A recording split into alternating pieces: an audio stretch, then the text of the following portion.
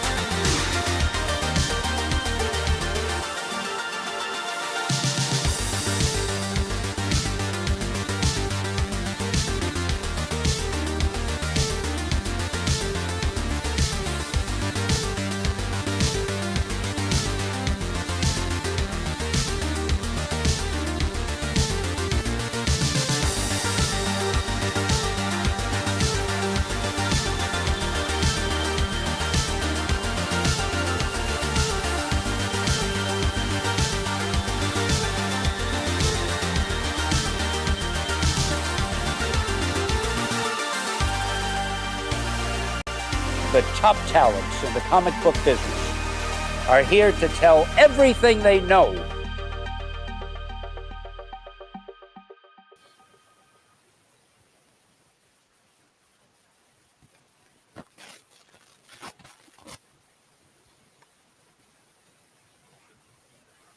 Yep.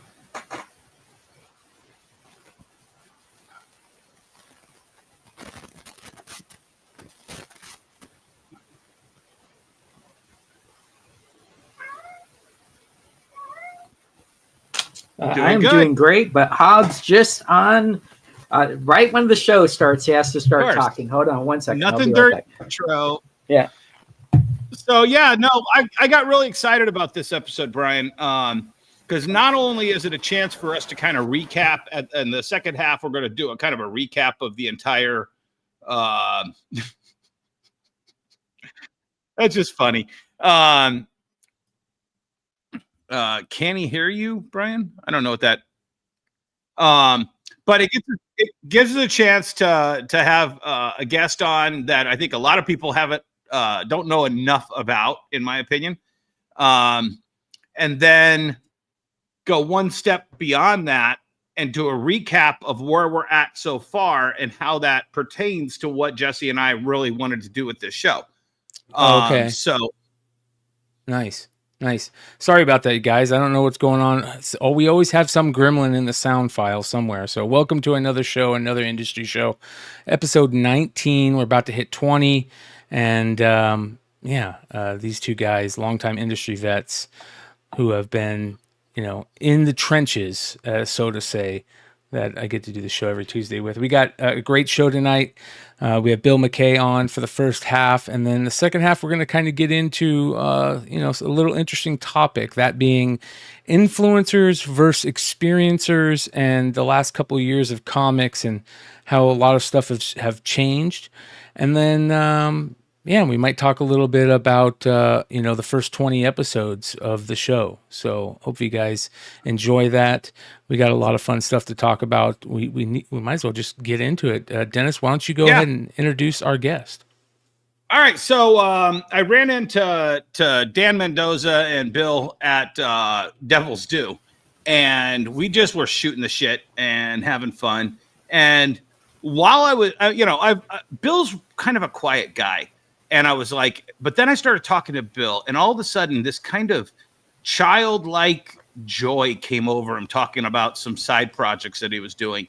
And I'm like, there's something more to this guy. And then, so the more I'm talking to him, and he's like, oh, well, Dan could talk about that better. And I'm just like, no, I want to talk to you. So that's why I got a hold of Bill last week. And I said, Bill, we want you on the show by yourself. Get in here and let's bring him in. Awesome. Ladies and gentlemen, Bill McKay. Bill, thanks for joining us, man. How you doing? How you doing? Excellent. Yeah, this is where we get to hear about your comic book geekdom in the beginning of the show. The first question we ask every guest that we bring on is, what was the first comic book that you remember buying? It was Super Villain Team Up number 10. Oh, and it had this awesome cover with red. I know that cover well. Yeah. That he was holding. It was Captain America and Dr. Doom were fighting in his hand, I think, and he had maybe a gun. Yeah. It was. My parents bought it for me. I don't know. I was 6 years old. I just remember that image, and it was so powerful. There it is. Yeah, yes. Dr. Doom. Yep, I remember Dr. Doom jumping out. Great series. Something that you don't see a lot of is the villains taking the lead in the comic book. Yeah. Wow, man. That's a great I love that cover. Series.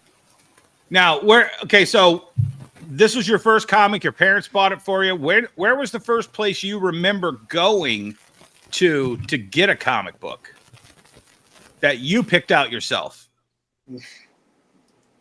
Probably just a drugstore, like People's Drug, which became CVS. That's like a Mid-Atlantic, Maryland area, Mid-Atlantic. Right. Think People's. And just on a spinner rack. And then I used to go to the library. This was the greatest. The library had a box, and it was you bring a comic and you take a comic. You just honor system, you trade them. So whenever in Bowie, Maryland, whenever my parents, would go to the library, I'd go with them, and I'd trade comics. Sometimes there was some awesome stuff there. Well, and one of my favorite things in the library was, and I checked it out probably a dozen times each book, they had all of the Stan Lee Fireside books. So Bring on the Bad Guys, Origin of Marvel, all of those books. And I want to say they had like 5 different ones, and they were beat. But I would check those things out. I would go. They had these great comfy couches. I would read it. I'd read one there, and then I'd check out another one. I'd read that at home. I'd return that, get another one. And those, a lot of people do not respect libraries enough for starting the comic book industry, moving. No, I remember being a kid and going to the library and finding, whatever comic stuff they had in there for us to read, and everybody would always go straight for that. So Jesse's got a little bit of crackling we're trying to figure out, so we'll deal with that. But did you have a comic book store that you went to as a kid? Were you a comic book store guy, or was it always just the rack at 7-Eleven or your library? Or mostly that, but when I was a kid, there were no real comic stores. So the big thing was my birthday. In August, my parents would take me to the Inner Harbor in Baltimore, and Jeppy's was in the outer. I can't remember what it's called, but Comics World. There are those 2 buildings right on the harbor, and it was just stores. They used to be, hopping back then. Now they're kind of empty and have a couple restaurants in them. But on the second floor was Jeppy's Comic World, and my parents would take me up there, and I'm sure the employees hated it because I'd just hang around there all day while my parents went and did stuff. And so that was massive for me. There were no real comic shops. And then when I found Jeppy's, like Silver Spring, there was a store called the Magic Page and Barbarian Books in Wheaton, Maryland. And Barbarian's kind of a legendary store for that area, and I loved that place. And then more started popping up as into the big boom of comics. And yeah, but I'm old. I started, I don't remember, late 70s when I started collecting comics. To you, what to you, other than selling comic books, is a comic book store? What should a comic store be? It should, for me, a comic book store is inspiring. Like if I go to a comic shop, I see stuff that just makes me want to work harder. It should,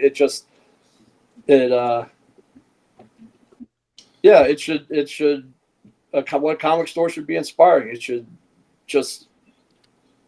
Okay, so at what point did you figure out that you could do other things in the comic book world? When did it inspire you to try to make your own comic? I've always written and drawn my own comics. In fact, in school, I was a terrible student. All day I would just draw and write comics. I had like when Road Warrior came out, I had a comic called Blade Saxon with the guy with the big juggernaut helmet and a mohawk. And I'd always written and drawn comics. And then I got away from comics. I just got frustrated. It's like I wasn't very good, and I'd go get my ass kicked by Bob Schreck every year in New York. And, you go to shows, you just think somebody's going to offer you something. And hey, kid, you got moxie. I'm going to, and nothing ever happens. And so I got away from it for a long time. I'll have a funny story that I don't think I've shared this on the show before. So I had a really good friend, Bill Barker, who was a comic journalist, and Bill Baker, and he was a comic journalist. I went to college with him. He passed away many, many years ago. But it was like my first or second San Diego, and he sees me and he calls me over. And we're all just sitting on the front steps of San Diego back when that was a thing.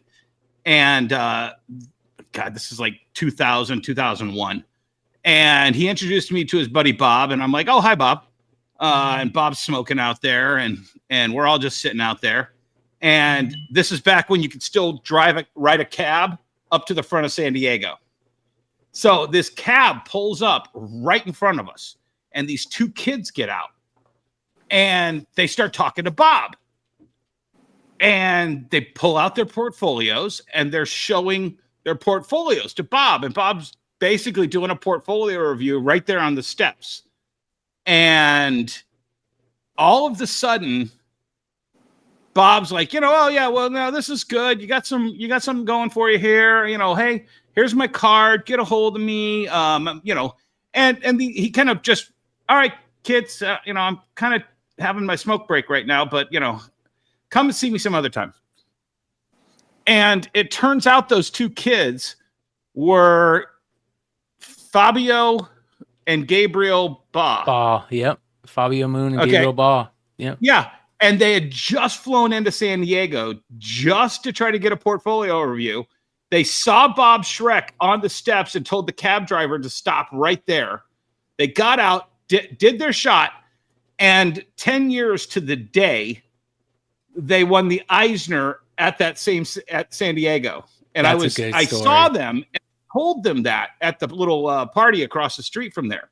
I'm like, you guys don't remember this, but I was sitting next to Bob Schreck on the steps when you gave your portfolio review to him.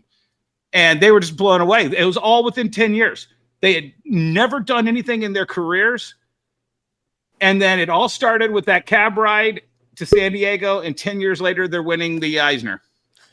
Are portfolio reviews still something that happens pretty regularly? I mean, do kids come up to you, Bill, at cons and say, hey, can you check out my art? And yeah, it's difficult. I'm not good at it. I'm self-taught for the most part. I took non-credit life drawing classes, and everything I learned was from looking at art and studying art. And my parents were really supportive, and both of my parents were artists, but not professionally. And so when people ask me, being that I'm self-taught, it's very difficult because I find that I just am interjecting my aesthetic on them and not actually really giving them good advice. Because it's like, oh, these lines should be thicker. And it's like, well, that's what I do. It doesn't need to be thicker. So, what do you say? Learn your anatomy. Yeah. I really don't know what to say, but people want to get into comics. And I say, go home and draw a comic and then print a comic and you're in comics.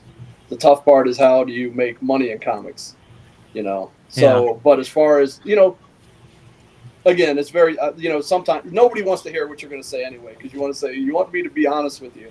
And there was a guy that had a portfolio and he loved capes and fabric like Spawn, and everybody had a trench coat and it was these weird, awkward things, like there was no flow to it. And I said, let me pick one thing, and or it's what I'll try to do. And I said, and I started giving him advice on the thing, and he like slammed the book in front of me and took off like I was some, idiot. And you just didn't get his. I didn't offer him a talent. Tell him how great he was.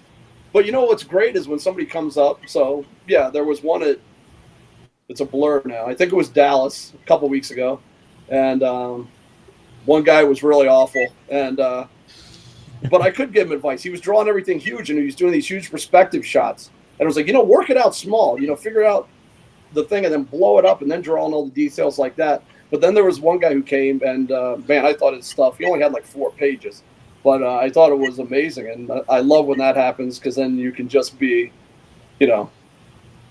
say, hey, this is cool, man. This is, yeah. I don't want to be hard. It's, you get it. Nobody wants to hear. No. I know when I was there, I didn't want to hear it. I'd walk away from every show.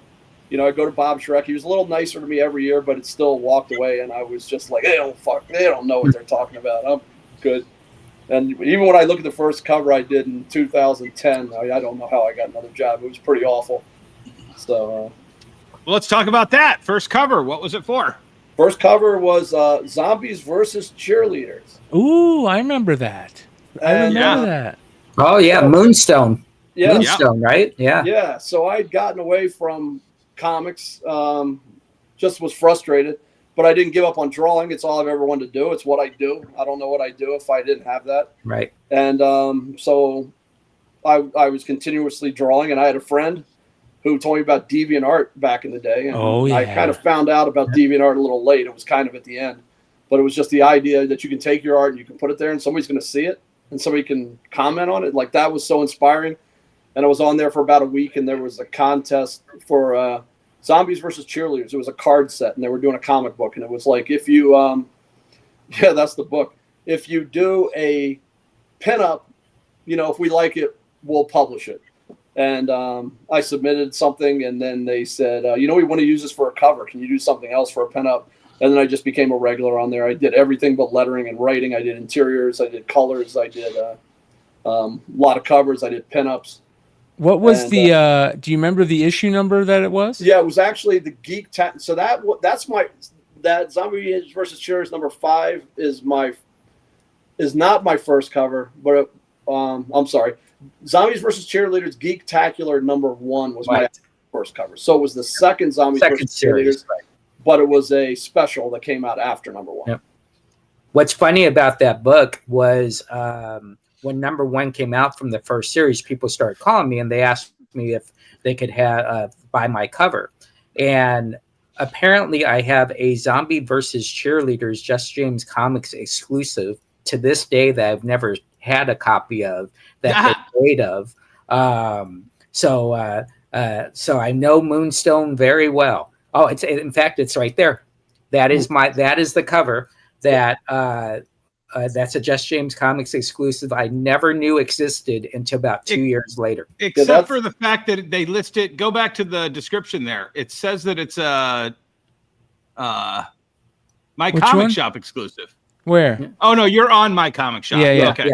Yeah. So how did he get it? I have no idea. So on My Comic Shop they list all the covers. Yeah. And then they put little info on it. But yeah, that was a cover that the owner did for a convention. Never sent me a comp, nothing. But it does say Just James Comics on which one of these is it? Bill? It's none of those. The D. Oh, Jesse, this was your exclusive? Yeah. And then Bill, that's Patrick Finch is the artist on that one. Okay, who did that one? Patrick Finch. Oh, Patrick! Wow. So I have a Patrick Finch. Yeah, Patrick is a good guy. I've known Patrick for a long time. So I'll have to message him and ask him. See if we can figure out which book it is, because what we do around here is we love to find these, creator first. So let's see here.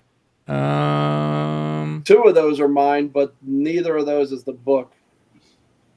What is it? Zombie vs. Cheerleaders Comic Geek-tacular?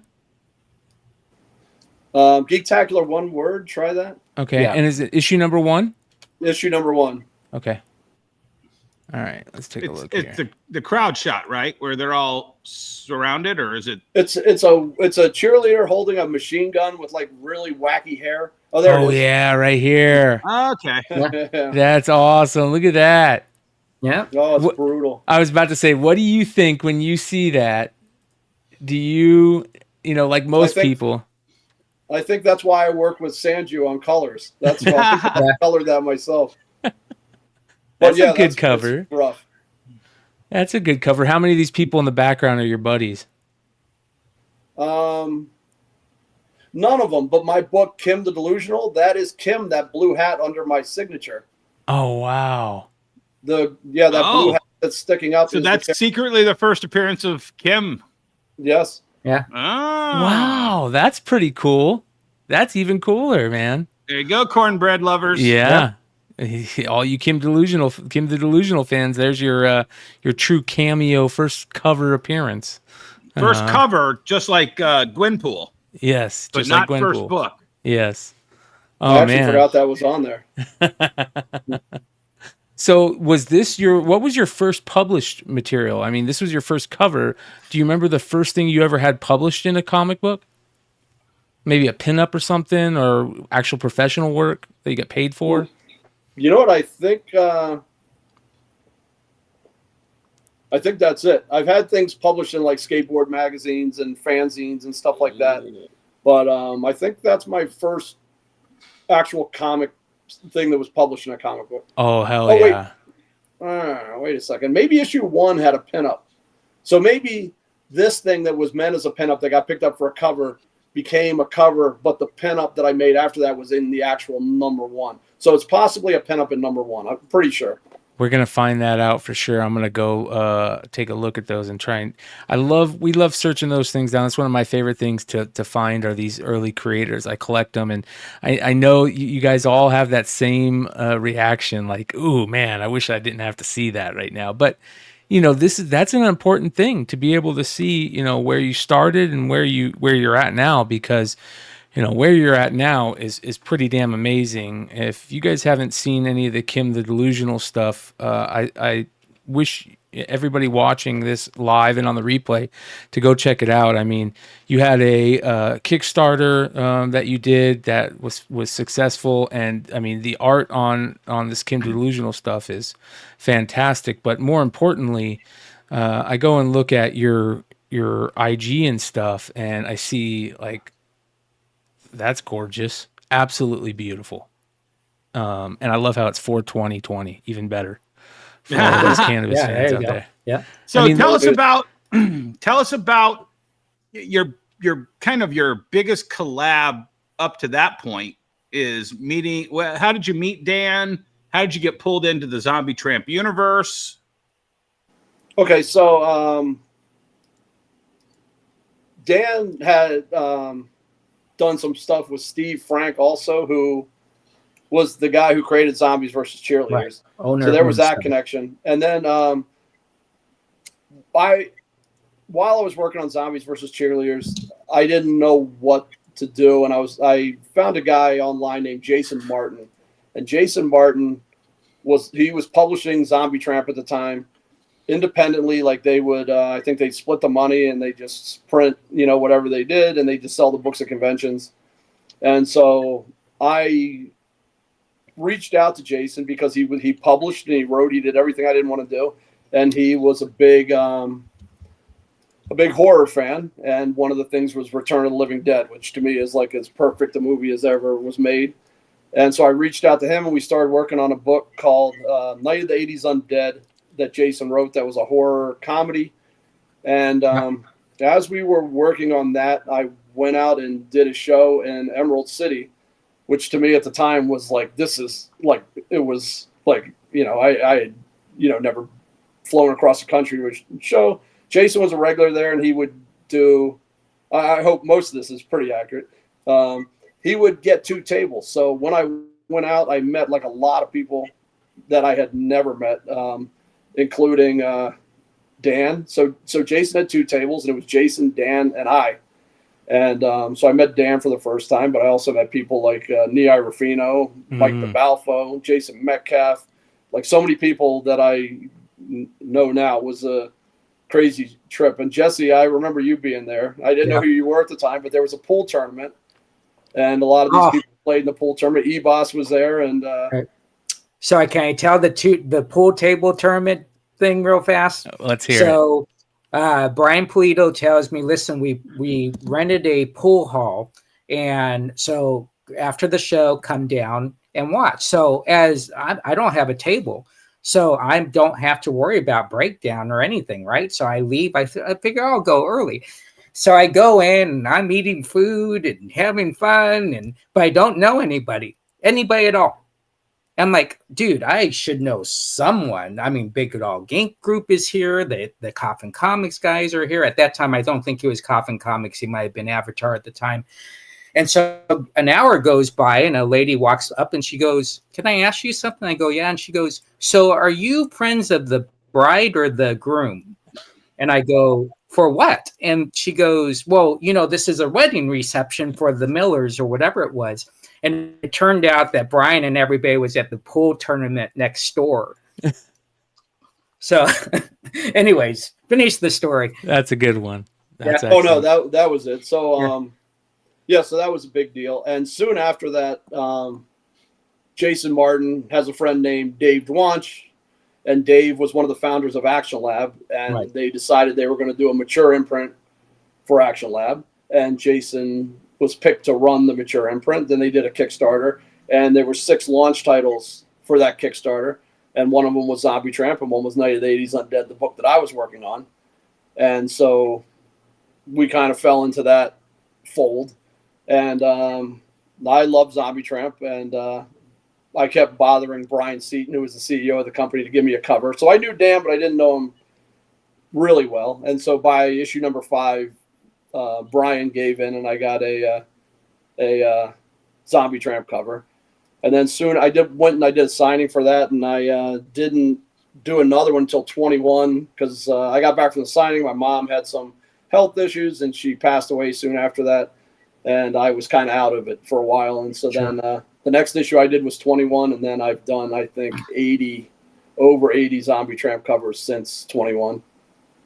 Wow. That's an interesting story. And I always ask people about the story because this is like 2012, 2013, right? Rather in that area.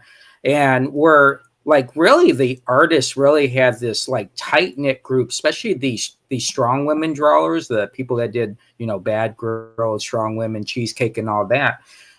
Why has that changed? Do you know why there's this like separation from like major groups of people, 20, 30 people hanging out, the Brian Pulidos, the Tom Hutchinsons and all that, to now it's kind of very sparse. You guys seem to be just like going to your rooms, doing drawings now, not really hanging out as much afterwards.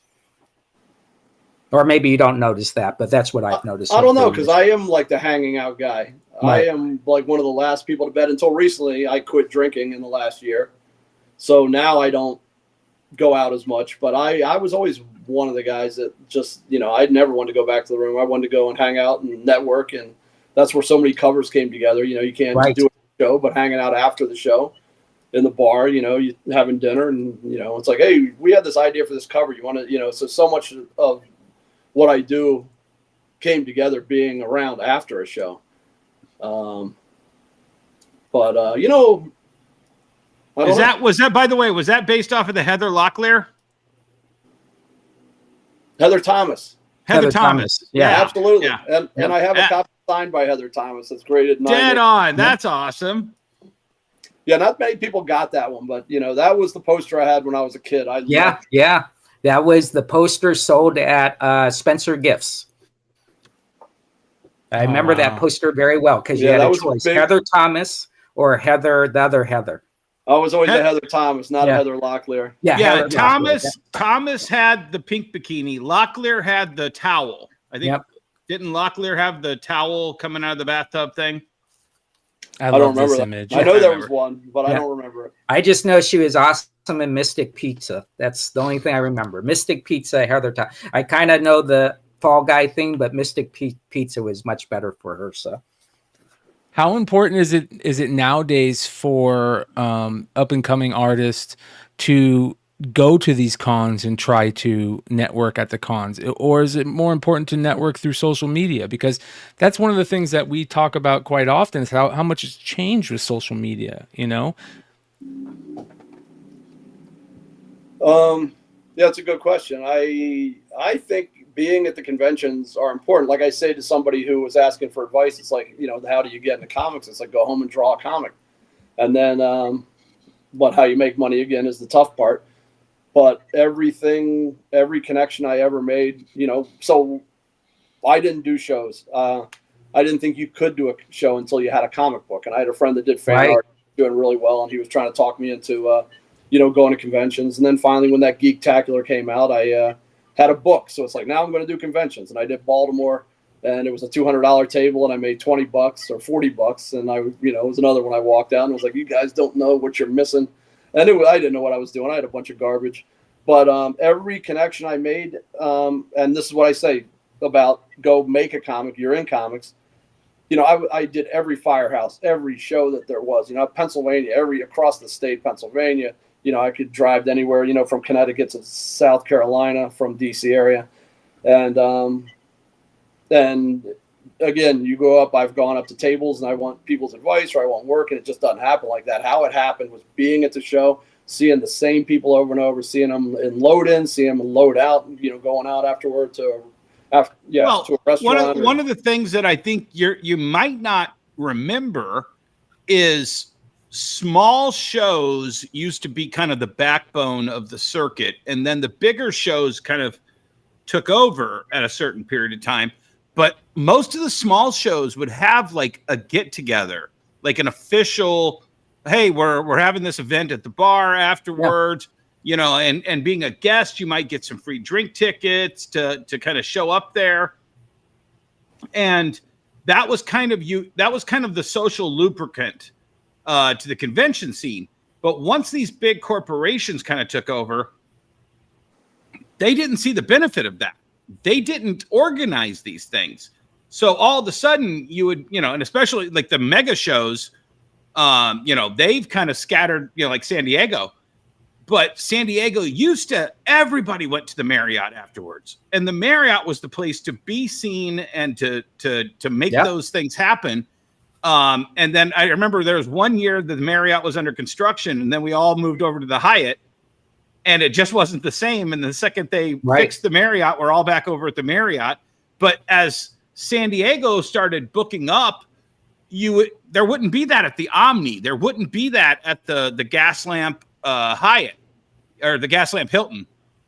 So kind of the convention organizers have lost sight of having these events to make their shows special or specialer. That's one thing I always loved about Heroes was that the Westin.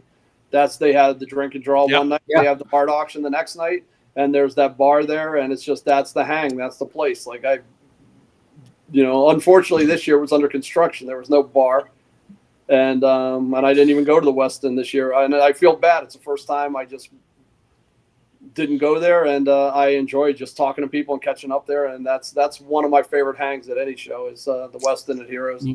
Well, don't you think a handshake with someone is technically more important than talking to someone socially in your field? Oh, definitely. And one of the prime examples is Sanjun is awesome, right? He's one of the best guys out there. He's done 10 covers from it. I've never met him. I don't know if you've ever met him. Who is it? There are those situations, right? Who Jesse? Sanjun. Sanjun is a colorist. Oh, yeah. He the only time he came to the U.S., he stayed with me. He stayed with me for a month, and we did Baltimore and New York back to back before COVID. Great guy, and so doesn't he owes that me something change today? So Sanju, if you're watching, it's almost the 19th, and sorry. No, you're fine. You're fine. But it changes your perspective once you do that handshake, right? I know Steph Wilson is in the room, and we've done exclusives together, but I've never met him, right? I'm sure once I meet him, that relationship builds bigger, and I think that's very important in your field. Do you feel that handshake is more important than social? Absolutely. And Sanju and I have done. We've been doing covers since the beginning. So my next Zombies versus Cheerleaders cover was Zombies versus Cheerleaders number 5, and that was the first cover Sanju and I ever did, and I believe that was 2011. And I think we've done about 300 covers since then, at least 80 Zombie Tramp covers alone. And getting to meet them, there's just inflection. You don't have inflection. Yes. And there's so many, there's so much to talk about. Like there are changes that I'll make. Sometimes like a face, I drop the ball and I don't see it till it's colored. So if a nose or something or mouth, like I'll make little tweaks, and it's kind of or I'll add like a big outline around. Like I'll make these slight changes, but it's hard to, just when you see him in person, you can say, hey, did that bother you when I did this? But you understand this is why I did this, or this is why, and it's just the whole inflection thing is the biggest thing. It's hard to talk to somebody, and I've talked to people before, and they thought what I was saying was completely the opposite of what I was saying. Yes, yeah. Or that's like I had a deal with an artist one time, and it was on Kim, a cover, and the deal was, flat. Oh, we just lost him. Oh no, we just lost him. Well, let's we'll stretch it out. He's got the link. He'll be back. His battery just died on him. Oh, did it? Yeah, probably. I wouldn't be surprised. I was going through some of his art. This image right here is a great image. Yeah. I love this image. What I love about him and Dan, but I think more so Bill, he understands the resonance of the pop culture and the zeitgeist, and that's why I had to call out that Heather cover because that's how you get success in this business. Is your customers are living off of nostalgia. You have to pander to it in a way that isn't pandering, but also is paying tribute and homage. Sorry, go ahead, Bill. Oh, where was I? Sanju. Sanju, yeah. Inflection. Oh, That's the so hardest the part artist about was, social media is you know, we're always talking through text, and you know, some people they'll have like anger in your, you know, emotions when they're reading it, and there was no anger in your when you were typing it, you know, or vice versa. Right. That's the hardest part. So there was an artist and it was a flat fee, but he wanted a certain amount of books, which I was completely cool with. And so then when it came time, he kept going, "Where are my books?" And I'm like, it's going to print very soon. When it goes to print, you're going to get your books. And so then he said, "You remember I'm getting books." And I said, "I feel so strongly about comps. Even the people that didn't ask for comps are getting comps." Right. So he screenshot our agreement and sent it to me because he thought that I was saying even the people that didn't ask for them, meaning him, Right. are going to get comps. And it's like, that's not what and it's just like, then he was pissed at me. And it's just, so yeah, I can't stand kind of like so much better to talk to people in person and meet people in person. Yeah, and you know, and you got people in different countries. It's a cultural thing. Our verbiage is different than what someone would say in the UK. So what's that process when they team you up with a colorist that's a FARD? Are you PDFing them something? How does that process work? So my rate is based on a complete cover.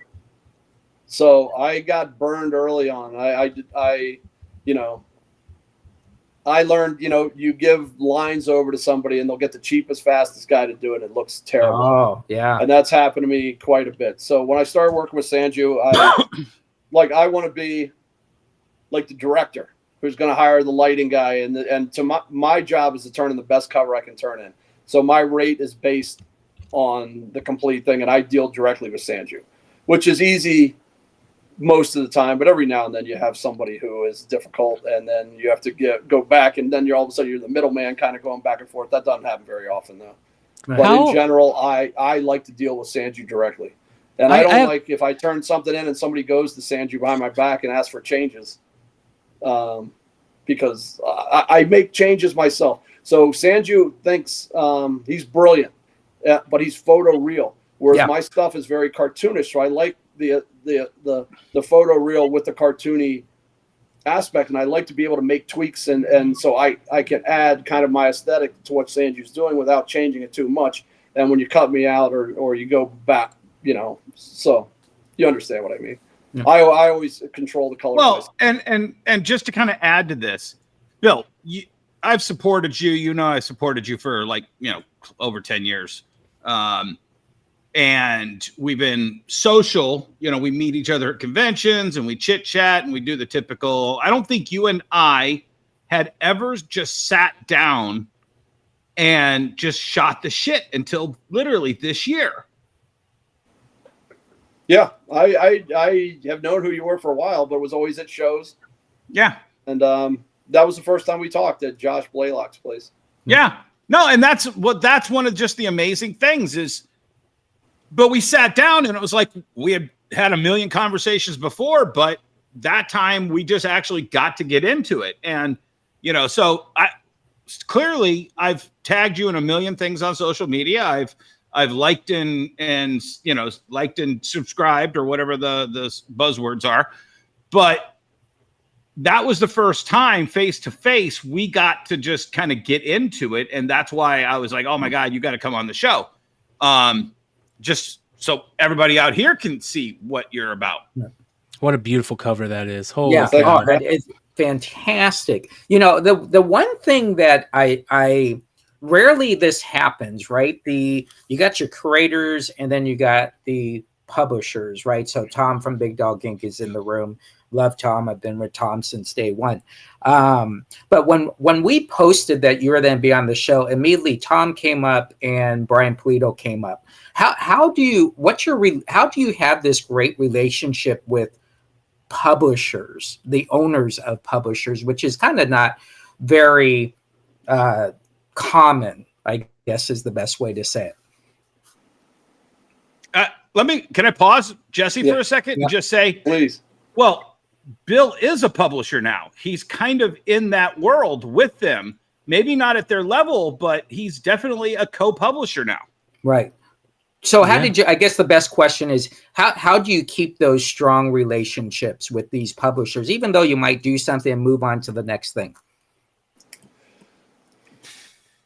I don't know. I guess I'm just easy to work with.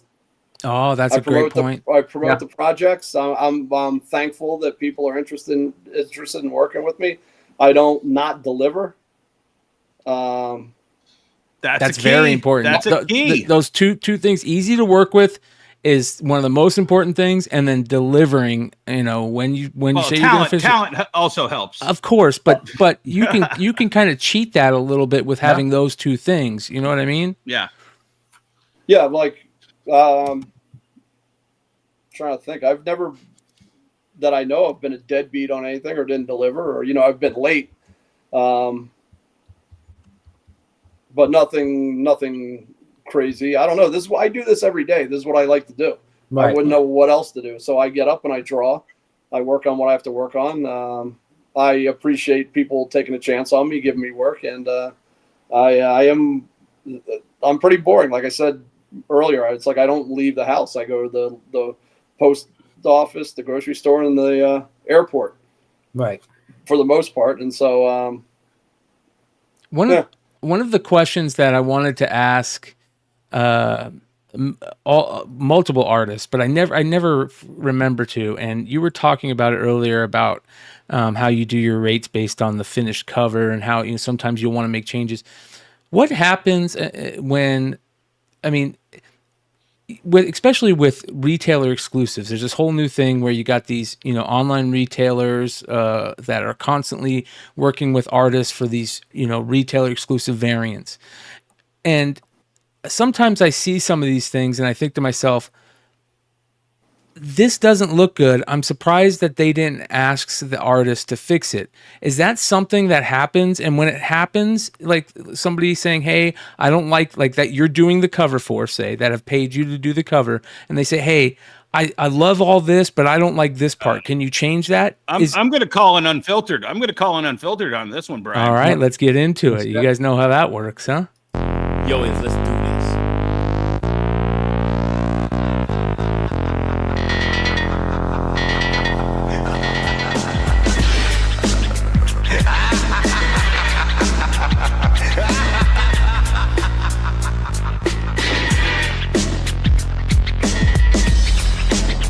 Valuable commodity I know of is information. Wouldn't you agree? Of course, I always agree. All right, let's get back to that. So when somebody asks you to change something, like what's that like? Is that okay? Is there times when to do it, when not to do it? That's something I've always wondered. I'll tell you this. I never agreed with an editor. 95% of the time, never agreed with an editor until I made the changes, and then I would say 95% of the time I did agree with the editor. Wow. Once I slammed the computer and and said, "Fuck F this guy, I'm not doing this. This guy sucks. I'm tired of him. I'm not. The cover's dead. It's done." And then I calm down. I think about it, and I go, "You know what? Yeah." Let me do it, and then it's for the most part it's usually pretty right. I just did a Vampirella cover, and I'd never had a problem with Dynamite, and we had to reduce the boobs 3 times. They're too big, and they're still too big, Nikki Barucci, you're wrong. They're never too big. I disagreed with that, but I don't know who the editor was on that one because I was working directly with the retailer, but I would like to know because I worked with a few editors or a couple editors at Dynamite. But it came out fine. But I disagreed with that, and I did it. But I don't think it hurt the cover. So what if it's not an editor per se? What if it's some retailer that you're working with to do a cover, and they say, hey, I love all that, but could you fix this? Have you ever had that happen? Tom's pretty picky. Yeah. But we never went really far. And then he had me change something. I've done multiple sketches before we agreed on something, and it usually helped the cover. And I am pretty proud of all the covers I've done for Tom. But overall, I really just haven't had anything that was too difficult where somebody just, we had gone all along and done it, and then we had to come all the way back. And I've never had a problem like that. What about, because you've been heavy in the convention sketch work, for the entire time I've known you, you do a lot of convention sketches and you do a lot of stuff for. You ever come across that guy who just can't tell you what he wants and what you gave him isn't what he wanted? And not really. I don't do a lot of convention sketches because if you look at like those sketch covers, like a card like that, I could do pretty fast. But a sketch cover, I did one sketch at Heroes Con, and it was a sketch I owed a guy for 1.5 years. And it was a very weird request, and I didn't want to do it, but I had done one for him before, and he was just so appreciative, and he was such a nice guy, and I wanted to do it, so I didn't tell him no. But it just took forever to get it done because every time I sat down to do it, I didn't want to do it. And so I was going to see him at Heroes, and I took it with me, and it was done on Sunday. I started scribbling on it on Thursday. And so in general, I just don't do something like that. I could do at a show, but like a full body sketch, I am not Tim Sale. I can't just knock something out really cool. I'm not an organic artist. I do a slow build, and I build, and if I could put my headphones on and check out, I could really make progress. But when there's so much going on and I'm constantly talking, like something like that, no way could I do that in a weekend at a show. If I did, I'd have my head down the entire time. Yeah, that's very interesting you say that, because a lot of artists, and we talk about that a lot on this show, is that there's something interesting. There's this weird dichotomy at shows for artists where you want to do sketches for people like that, but at the same time you don't want to have your head down all the time. Some artists, that's all they want to do at cons. They just want to have their head down and drawing. And I think that can be a problem too, because the con atmosphere, when you're going up and meeting these creators, you win so many customers by talking to them and being interested in what they're saying, rather than just. If you go to New York Comic Con and you walk, say Saturday afternoon, you walk down the main aisle and Comic Sketch Art is there, and there are 3 artists. There are 40 tables. There are 3 artists at their tables and a bunch of handlers just selling merch because all the artists are off in the hotel doing sketches. Yeah. They came from overseas or something. People come to see them and they're not even there. Like, to me, I want to meet people. I'm there because of that. I get there before the show starts. I won't say I haven't left on a Sunday early or maybe a half hour to dead show on a Saturday, but for the most part, I'm there when it opens and I'm there to the end because I want to meet people. Like, nothing makes me feel like what I'm doing is worth it. When somebody comes up and they've got the lanyard, from the Kickstarter, and and they, or they've said they've read the book or they know the stuff from Zombie Tramp. Like, to me, that is the thing that makes you know that's one of the things that I want to talk about, because this is one of the things that excited me about you telling me this story. Tell us about you getting to meet your favorite artists, and not only that, but commissioning them to work for your projects. Oh yeah, that's cool. That's I guess one of the cooler things about doing a book is, and being around and meeting people, is hiring people to draw your character. And just how, I had a killer lineup on the first issue, and the second issue is absolutely ridiculous. And the top cover on the second issue, I'll tell you, it's Arthur Adams. And the idea of he is, I don't know if I'd be drawing comics without Art Adams. He is my absolute favorite, and just having him on the project is so cool. But the idea that you can pay people to draw your character, in some cases do art trades and not even pay people, but pay people to see them bring your character to life. And also it helps, the project, but then you can also write it off your taxes. So it's like commissioning things and collecting, it's just a win-win all around. And I only hired artists that I'm a fan of, that I love their work. There was, no real. Yeah, that's cool. Yeah. That's super cool, man. Especially when it's Art Adams, Yeah. And man. Yeah, the Art Adams one was interesting because I get nervous around him. I shake like like a Parkinson's patient. I can't, I get twitching in my leg, and I just, he's the nicest guy. And I met him, over 9 years. And every time I just like shake around him. And, at San Francisco, I knew it was a slow show. And I was like, you know what, let me approach him and ask him, would you ever consider doing a cover for a book like this? And he goes, well, I'm under contract, for 2 years, but I'll do it. But 2 years, which to me was like, I can wait 5 years. Sure. You're willing to do it.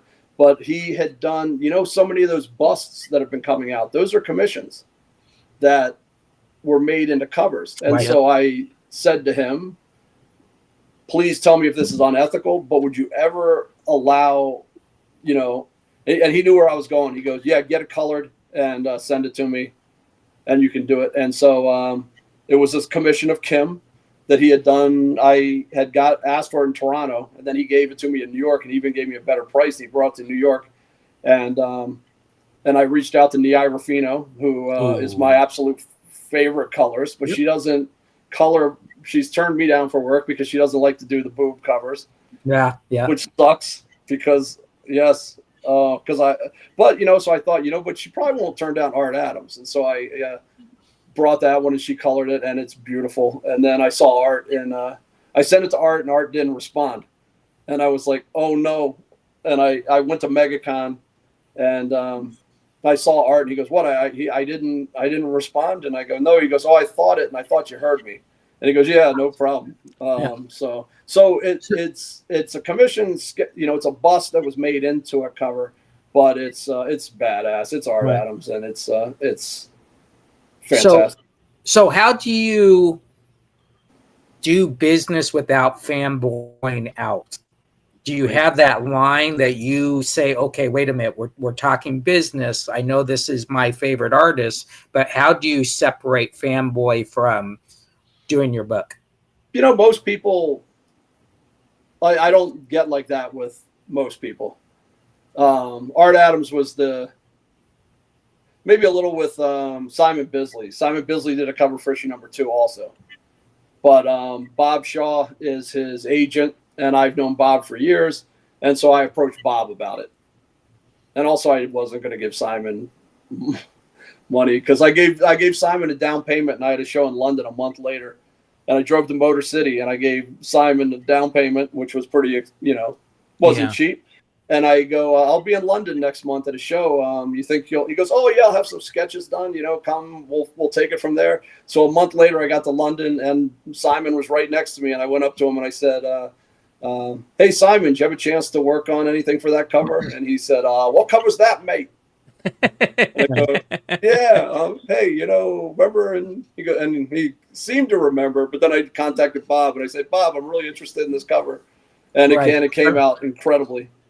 So anyway, let's talk about kind of, you're a cover guy, and now all of a sudden you're like, well, I want to create my own IP. I want to move from this journeyman cover guy into publishing my own character, kind of being in control of my own destiny.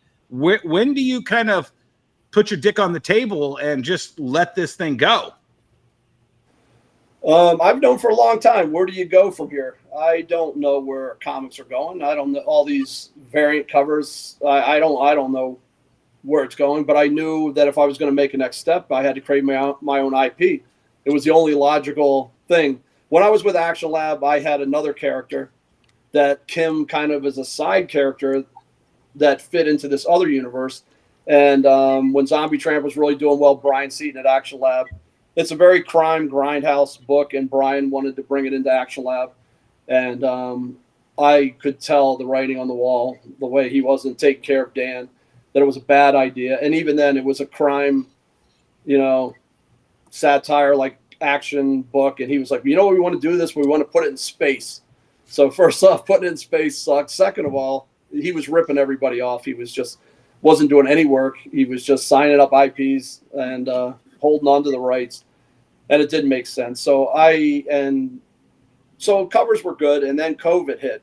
And when COVID hit, there was extra time. There were no shows. And it was like, now is the time to do this. So I started developing it over over the pandemic, and it was coming along. And then I reached out to Sanju to see if he would do the colors, which I was honored. Right. Like it is beautiful. The book is absolutely beautiful. Every page is like a cover. It took forever. It took 8 months to do 24 pages, but it was just time to do it. And then as it was developing, we went to Chicago, Dan, Nightmare, and I, and we're coming back. And Dan said to me, he goes, set a date.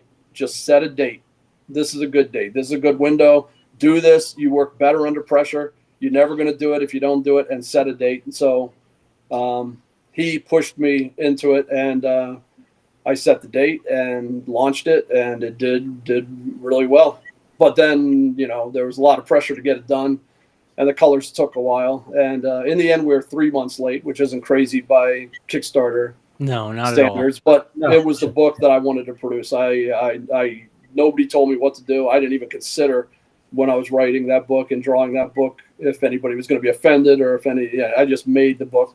Right. It's a grind doing interiors. I am so slow and I'm not good at interiors, but if I was going to do interiors, there had to be a boob on every page, a head blowing up, there had to be it just had to be fun and just ridiculous. And so I want to ask you a weird question here. So you got Critter, you got Zombie Tramp, you got Red Sonja, you got Moondragon, right? You got all these crazy cool names. How did it become Kim? I don't know. I really don't. I have had that character in my head for a long time. And so there's the book that Brian Seaton wanted was my main character. That was the crime action book. And so Kim fit into that world because I was originally thinking of doing that book. What's the word? I don't know. But Kim is narcoleptic and she has these delusions. And I thought Kim would be an interesting character to do filler stories because you could fit her into any kind of story, like a Viking story or sci-fi story or something like that. So I'd never done a book, and I started doing Kim, and it just developed into something bigger than the original book that I was kind of building up to. But the name Kim, I just like the name Kim. I think it's simple. I think it looks, like it translates in many languages. It's one syllable. I just thought that is a cool, simple, bold name. I named my daughter that name, so I agree. Yeah. Yeah, how many people at shows they come, my wife's name's Kim. And it's okay, there's a lot of Kims. Explain the backstory with Kim in the comic book. What's the deal with Kim? It's difficult. So Kim, basically, without giving too much away, Kim is kind of stuck in this post-apocalyptic Gwar meets Doom meets Road Warrior universe, and she's got a mission to accomplish. And she is driven, and she doesn't really know, and she's kind of figuring it out as she goes along. But she knows the only way to free herself from this universe is to complete this task.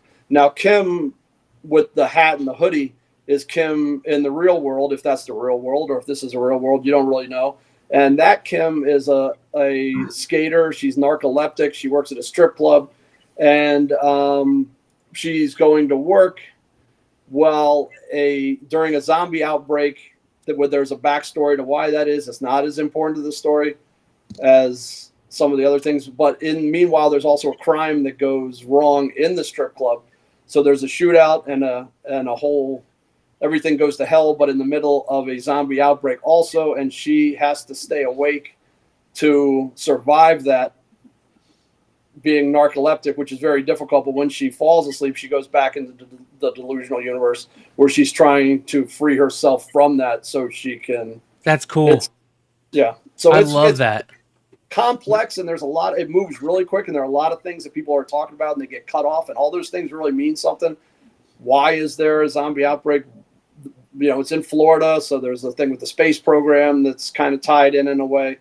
And who are these people in the delusional universe? Because then the big tease at the end is Tina, her rival, who is a stripper at the strip club, who at the end, it turns out that she is the boss in the Delusional universe. But I love there's that. more to that in issue number 2.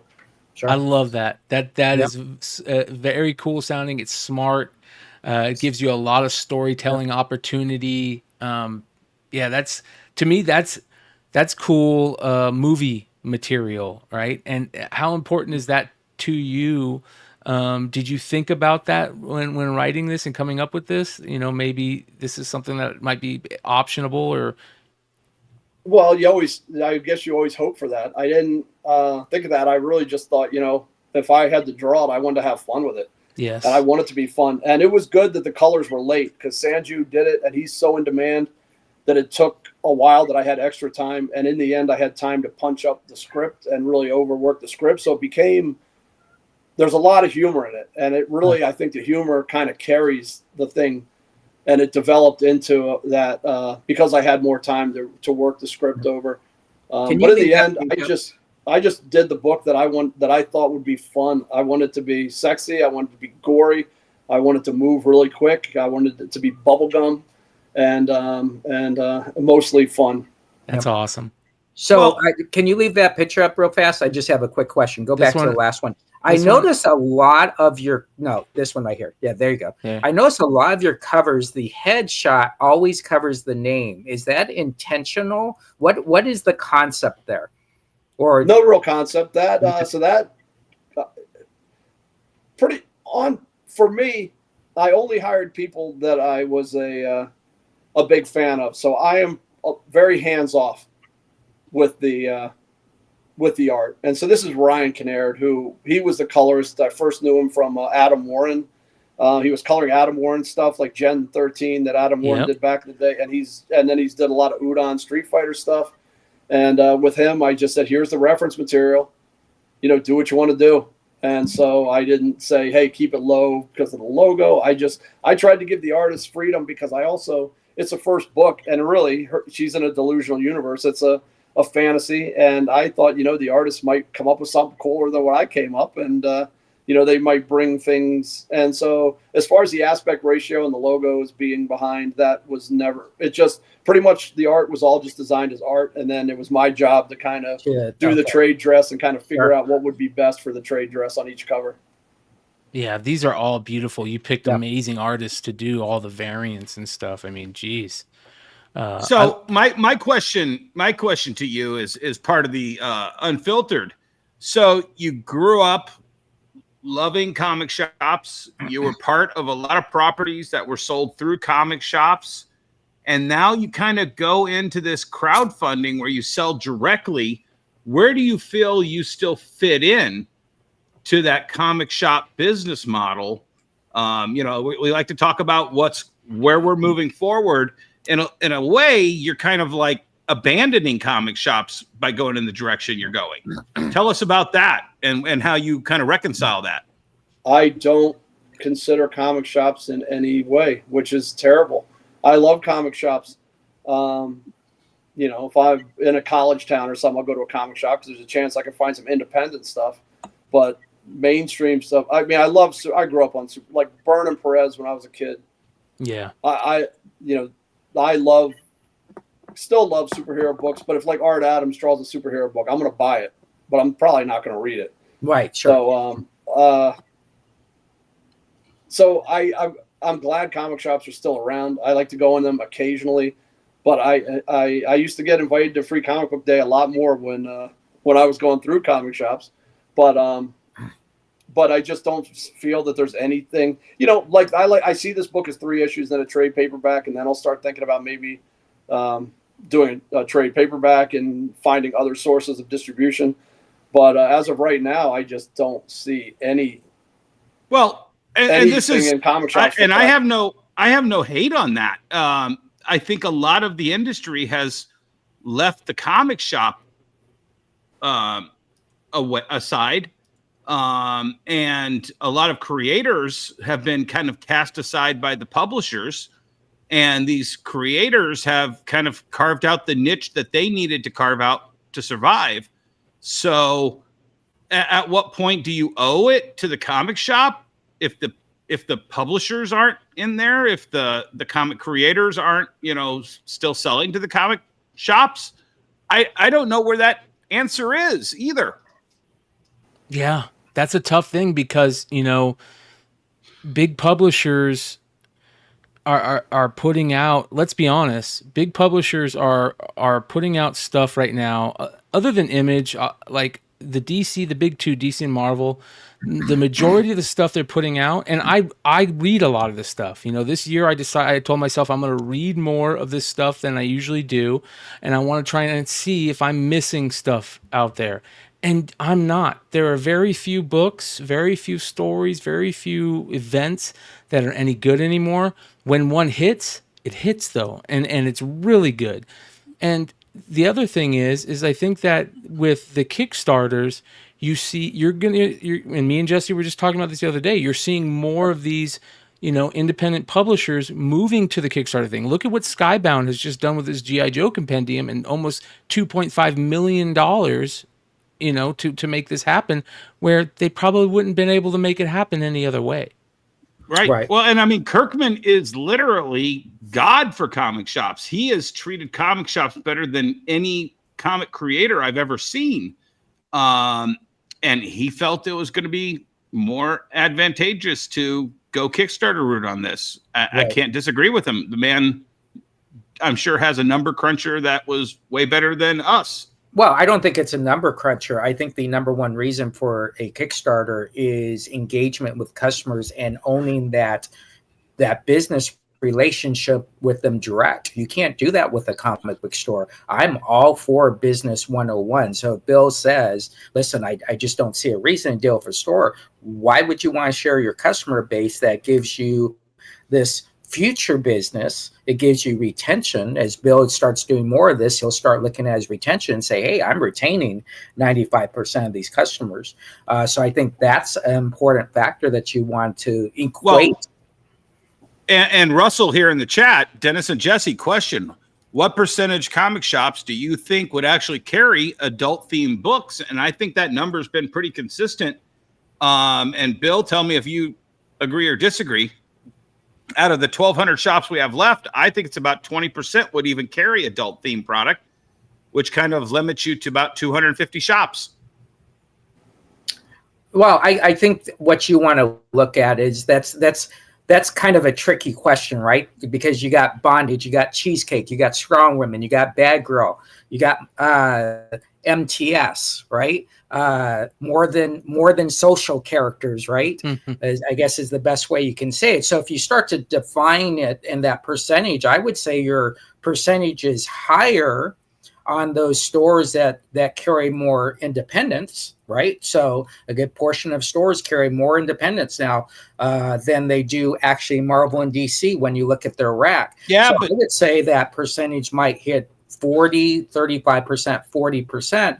And then if you really look at the companies that offer in their crowdfunding store exclusives or store bundles, you can add that a little bit to the percentage. So I would say it's a strong 35% to 40% versus in the 80s, it would be whatever came out you carried. And yeah, that but was Jesse, I built a coalition of the 20 retailers in Detroit. The first time anybody had ever put all of the retailers in one room together. And the one thing that literally kind of separated the shops, after we were talking about, discounts and all the other fun stuff, the one thing that kind of was a dividing line was adult comics. Because we were talking about starting Detroit Fanfare, and they're like, well, we'd be interested, but as long as you don't have anybody, any of the adult people in the convention. I'm like, well, I'm not going to tell Jenna Jameson, who's got a currently published comic book, that she can't come and sell her comic book at our store. Well, if you have Jenna Jameson, we're out. And like, they wouldn't even carry Zombie Tramp in their stores. I mean, at least. And that's a prime example. How many people, Bill, you've seen some of these orders, and you've gone, like you said, you've gone to some stores. You see the stores that come up to you, right, at a convention. Is there a good portion of retailers coming up to you throughout this journey? No. Okay, there you The go. people that come up to me are Whatnot sellers. Yeah. I've been doing great with Whatnot sellers, and the reason I'm doing great with Whatnot sellers is because they can't sell the books on eBay. Yeah. Yep. And That's so a great point. Whatnot doesn't have censorship, so I've done shows where I've had a Whatnot seller come and go, give me every book you have with boobs on it. Right. And the way to get past, just since we're talking about eBay, the way to get past it, it's called Zombie T, right? If you put Zombie T, you can sell as many Zombie T's as you want. You just can't sell Zombie Tramps, right? So it's all in wording. Obviously, you can't sell the nudes and all that. But that's very interesting. So even on those Whatnot sellers that are coming to you, none of those Whatnot sellers are retailers either? They probably LCS are. Owners, They probably are. I should say LCS owners, not sellers. Yeah. I'm sure some of them are, but the majority of them are online sellers. Okay. Yeah. But this book has only been out, I guess people buy Zombie Tramp before. Never mind. I was going to say that the book had only been out a certain amount of time, but I've been selling Zombie Tramp and stuff like that. Oh, yeah, sure. And the prime example is if you were to sell, because this is what happened this is always what happens with Diamond back in the day, where someone like yourself comes and says, well, if I just sell 2 copies to every store, and at that time there's 3,000 stores, I have 6,000 sales, right?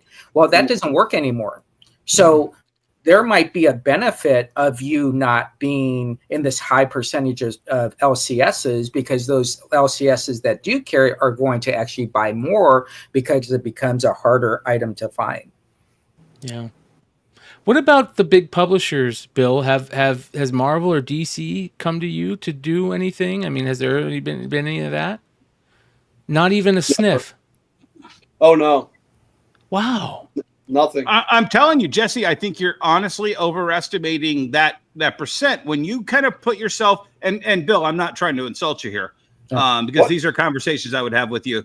When you put yourself into this adult niche of even doing topless covers, you cut yourself out of an entire segment of the industry. I'm going to push back.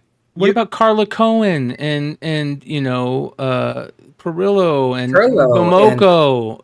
They all did all that. You're talking about exceptions, not the rule. Yeah, I got you. I was never concerned about being blacklisted or anything like that. I never thought, if something came up with Marvel or DC, I would have assumed it would have been a retailer variant that somebody would have said. But the amount of money you have to spend to do those, I don't know. Nobody in that there has come. And Marvel, I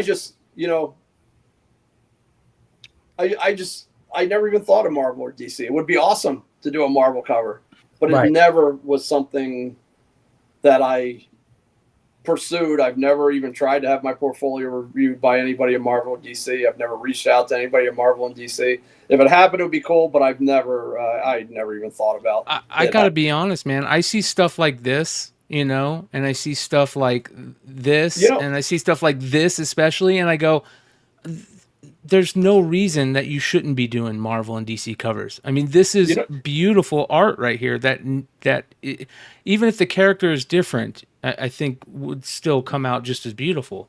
That one was inked by Mark Morales also, the final cover.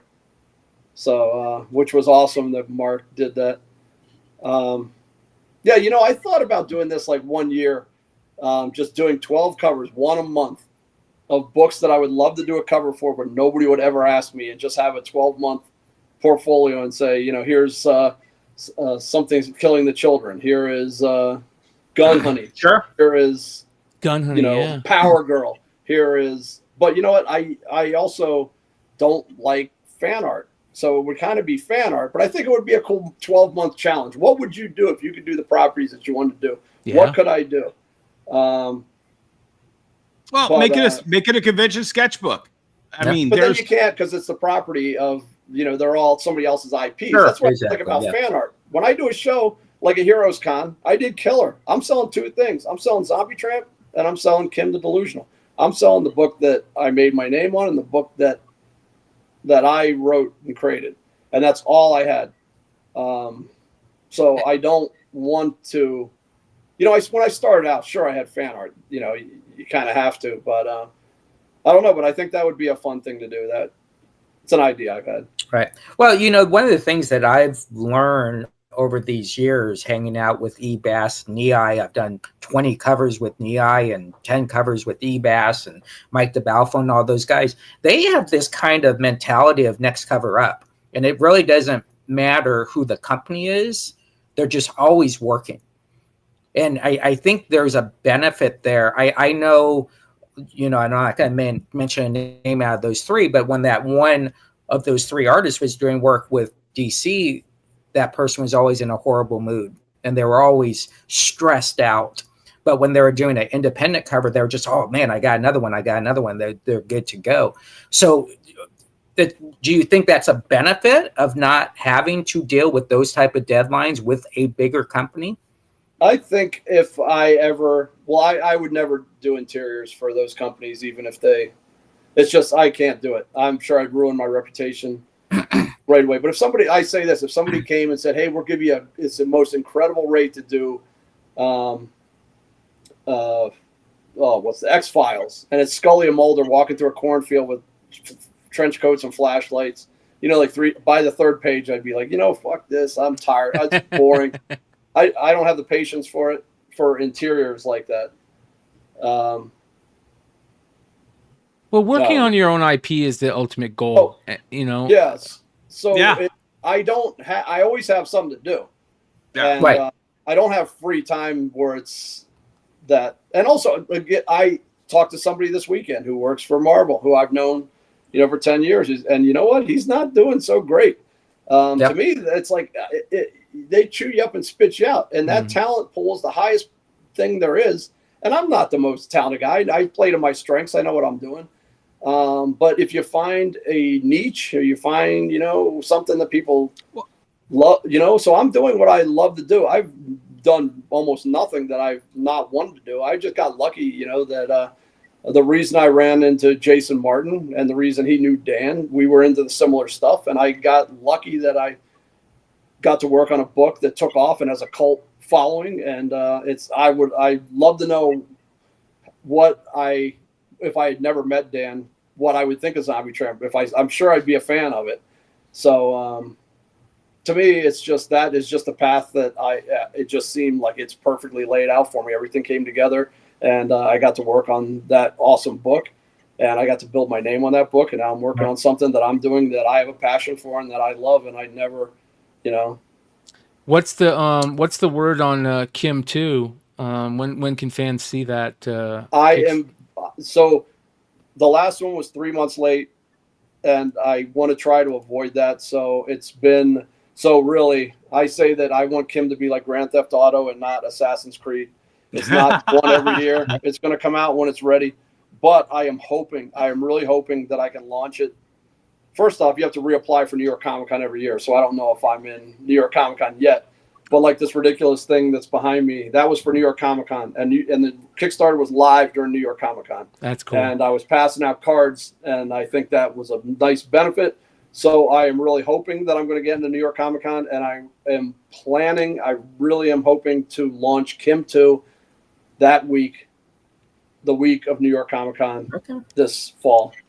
That's awesome. And I got one more question. What do you feel is the crossover from Zombie Tramp to Kim? What percentage of customers do you feel that you brought over from Zombie Tramp over to Kim? Or is there just a separation of characters that they really don't mesh together as far as your customer base? Or are they just Bill fans? It's hard to say, but it's got to be a big percentage of people follow me, because it's one of the things I didn't know, where people follow me from Zombie Tramp to Kim, and a lot of the same people who were following me on Zombie Tramp. And now there are always people who are just, they only buy Zombie Tramp, know, and then I do Kim and they don't buy it. But a bigger percentage are into both. Yeah, for sure. I would think. Well, that would and be the way it's thanks to people like Trish. My employee Trish, she was dead on. The second I shared that we were interviewing you tonight, she shared it over on the Zombie Tramp page. And you've just got diehard fans that will follow you anywhere. And that's a good thing to have. Yeah.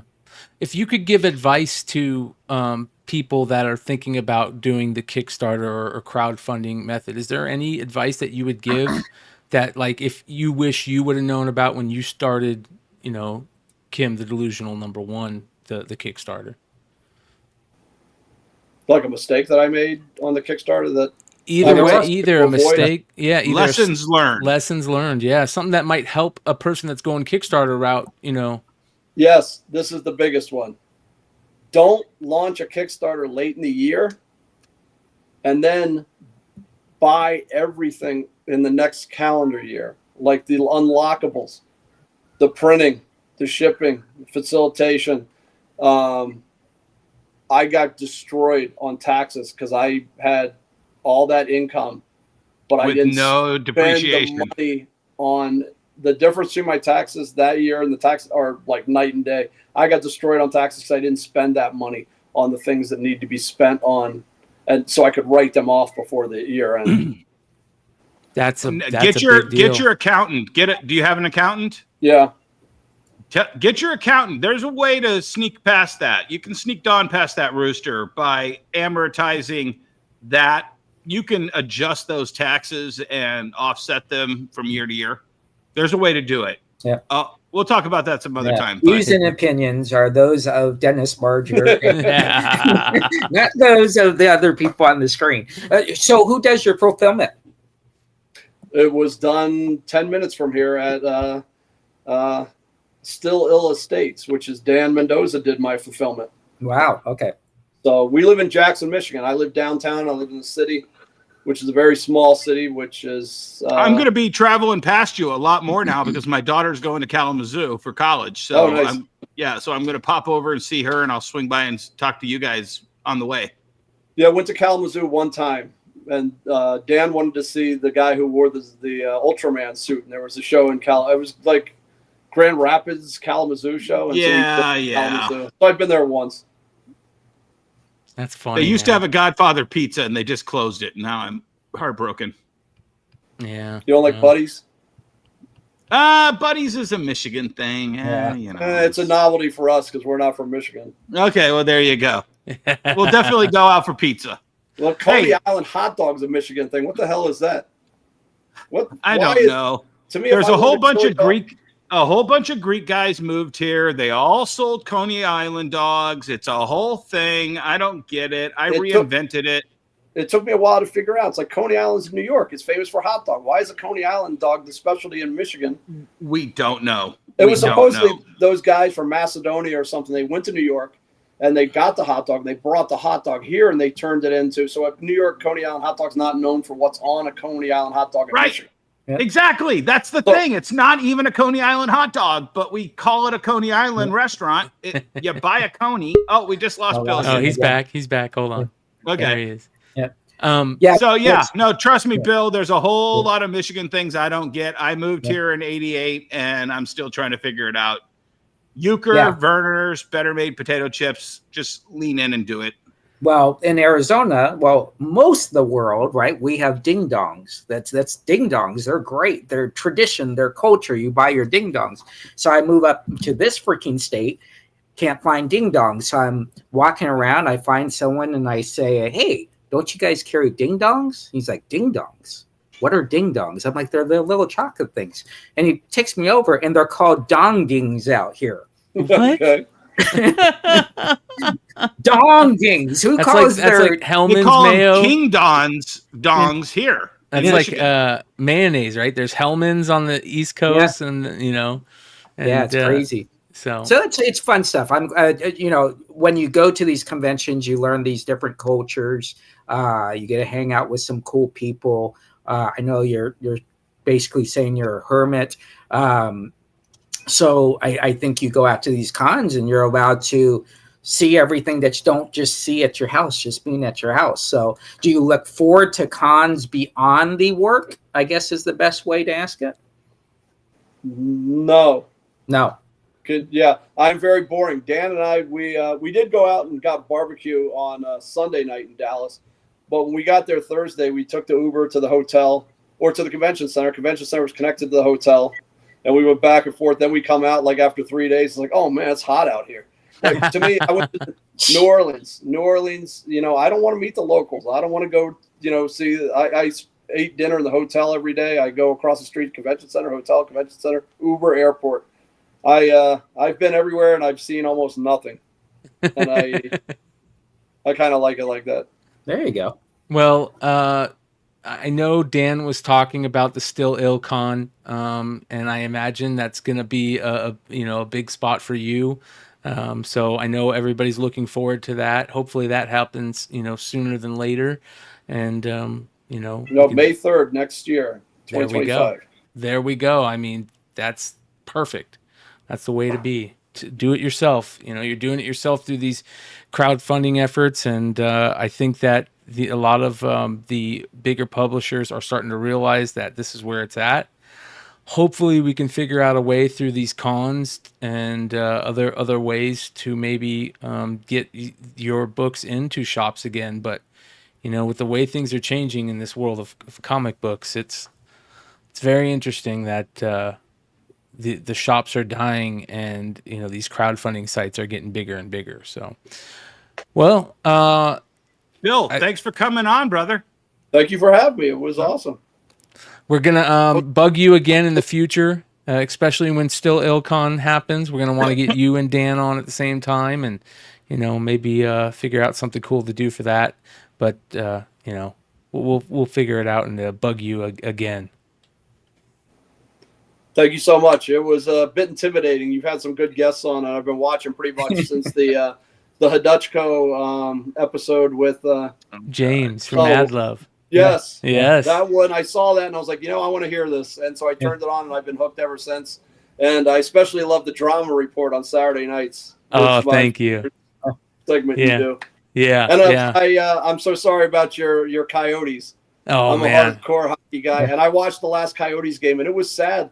I'm looking at those people, man. If they took away my team, and I was sitting there like I'd only found out about it like a week before, and I'm sitting there like, and this is the end of the like there'll never be these jerseys and never this building. Right.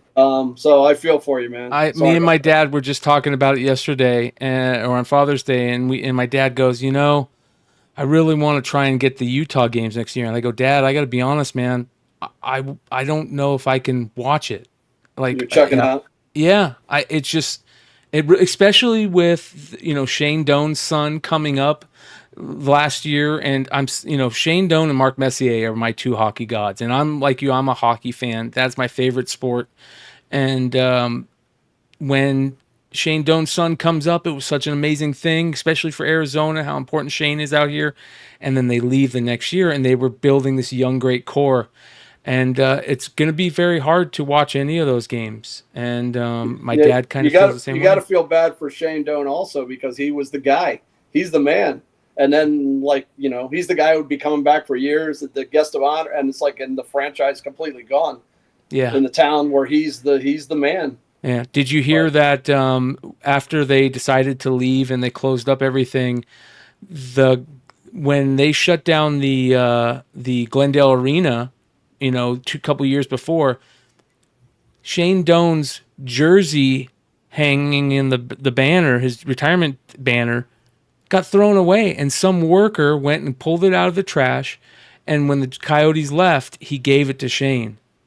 I mean, that tells you all you need to know. You know what? Yeah. Fuck those owners. I was about to say, that tells you everything you need to know about what's been going on in Arizona with the hockey team. So it's heartbreaking. Sorry for bringing sports into it. I have friends, and when they start talking sports, I completely check out, unless it's hockey. Well, shut up about your basketball. I see the Capitals thing behind you, and I'm a big Ovi fan, and I root for Ovi. He's one of my all-time favorite players. I had to really change my thought process when the Rangers lost the cup against the Kings the last time they were there, and I said, I can't root for teams anymore. I got to just root for players because I was so heartbroken for months. And I'm like, I shouldn't be heartbroken over a sports game, you know? So yeah. I grew up a mile from the original Cap Center. So I've been going since I was 6 years old. Wow. And to me, like the years that they should have won with Ovechkin and they didn't, then they won the year that nobody thought. They beat the Penguins, the Rangers, and the Lightning. Yeah. And then, so they beat all three of Malkin, Crosby, and Marc-Andre Fleury in the final with Vegas, those three guys. And you know what? The next year, I didn't care. Every year, I was heartbroken. The next year, I was like, you know what? I'm not greedy. I'm not expecting a dynasty. They did it with Ovechkin. They didn't trade him somewhere so he could win the cup in his final year. And And next year, he's got a chance at breaking the record. So we're going to cross our fingers that he does it. And now, that's the big thing to watch for. No, there's no cup coming anytime in the upcoming few years. Yeah. Well, it's a fun thing. And, when one of these days we'll have to get together for a hockey game in some town and convention we're at and, go check a game. Awesome. So, Bill, thanks, brother. We'll catch you on the flip side, brother. Thank you guys so much. All right, take care. Adios. Oh man, that was one of the good ones. You know how we love these interviews. He was so worried. He's like, oh, it was something weird going on with him. When I was talking to him, and he was like, I think he thought he wouldn't be a good guest, and I'm like, no, bro, you've got passion for this stuff. You're going to be a great guest, and I mean, he definitely was. Yeah. I think that's a good thing about us three. We like talking about comics, and we like bullshitting, and it's very easy to do that with when we bring guests on to get them into that thing. Last week with Ben Dunn, like that was a great interview, in that moment where he kind of went, oh, okay. This let's get into this, and he kind of reset himself, that we talk about. That's the moments that I love when we do this. Yeah, that was actually, and I think we were talking about it in the after show conversation, was we did not have Ben's attention, and I still haven't watched that episode again to find out, wait a second, when did Ben, what was it we said to Ben that made him stop drawing and turn and take off his glasses and take off his glasses, and we just had Ben for the rest of the show. Yeah. And I think what we provide is something that's not available in the comic book industry at all. Or the YouTube sphere. Yeah, the YouTube sphere. I think there's a notion that most people have said over the decades that there's no need for it, right? These creators, these publishers, they have one job, is to produce. And they really shouldn't sponge on anything else other than producing product. Yeah. And we're in an age now where that's just drastic thinking. Well, we got a great conversation coming up, guys. So hit that like button. There's 41 of you watching live right now. If you're catching this on the replay, sub up. If you're not subbed up, this is the great type of content that we bring to you every week. I want to give a quick shout out because there was something that happened this last week, these last couple of days, that's kind of been a big deal for multiple past guests on the show. And one of my favorite people in comics, one of the people I have the most respect for, is Brian Pulido and Coffin Comics. And they had a pretty big moment this week, for Lady Death and cool books. And I want to play that for everybody if they haven't seen it. So here we go. Let's give Brian Pulido the floor.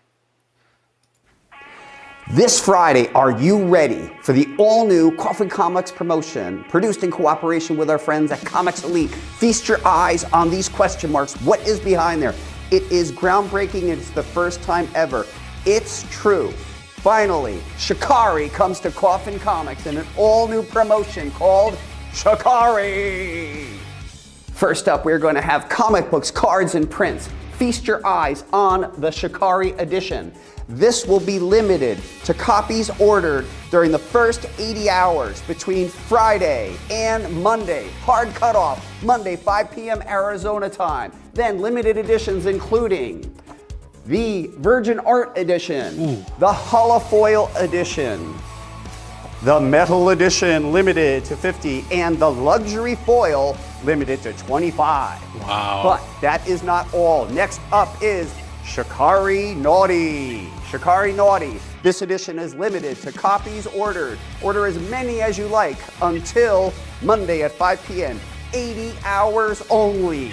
Next up, the limited Virgin Art Edition, the limited Holofoil, Those the limited holofoils. Metal, and the Luxury Foil limited to 25 copies. I'm really liking that luxury foil. Right? The luxury foil is old school to me. Yeah. That, to me, Shall that we? kind of hits my Next up, nostalgia. here we have The lingerie edition, limited to copies ordered between Friday at 9 a.m. Arizona, Monday 5 p.m., 80 hours only. Then the limited editions, virgin art, holofoil, metal, and luxury foil, limited to 25. Ooh, I would have liked to have seen that luxury foil to be in red. Yes. The red foil. I agree. Yeah. It still looks good, but ooh. This promotion is the Outlaw Edition. I like limited this. To copies ordered between Look at that, dude. Look how good that looks. Oh my God, dude. Yeah. That is awesome. With the snake tattoos. Oh. Friday at 9 a.m. and Monday at 5 p.m. 80 hours only. Order as many as you like. Then limited editions, including the Virgin Art Edition, the Holofoil Edition, the Metal Edition, and the Luxury Foil Edition. Now, to sweeten the pie, every single order will be eligible to receive the limited edition glow-in-the-dark Metal Edition, limited to 15 copies. Look at that. Wow. Yeah. That's fucking cool, man. 10 of which will be added randomly throughout this promotion. That's right, all physical orders have a chance to receive this killer glow-in-the-dark edition, limited to 15 serial numbered editions. But that's not all, folks. Let's get ready for some cards, prints, and fine art prints right now. Check out these 11 by 17 prints, the Shikari edition, the Naughty Shikari edition, the Shikari fine art print, limited to 99 copies. I love that he's doing these fine art prints. I think that's been a lost thing in comic books lately, because I think that the variant covers have kind of taken over that buying group. But I love to be able to get a nice piece of art and frame it nice and limited, G-clay or something like that. Very nice, high production. They just look beautiful in nice frames. And oh yeah, absolutely. Yeah, this is going to be very cool. And I got to be honest, I've heard things.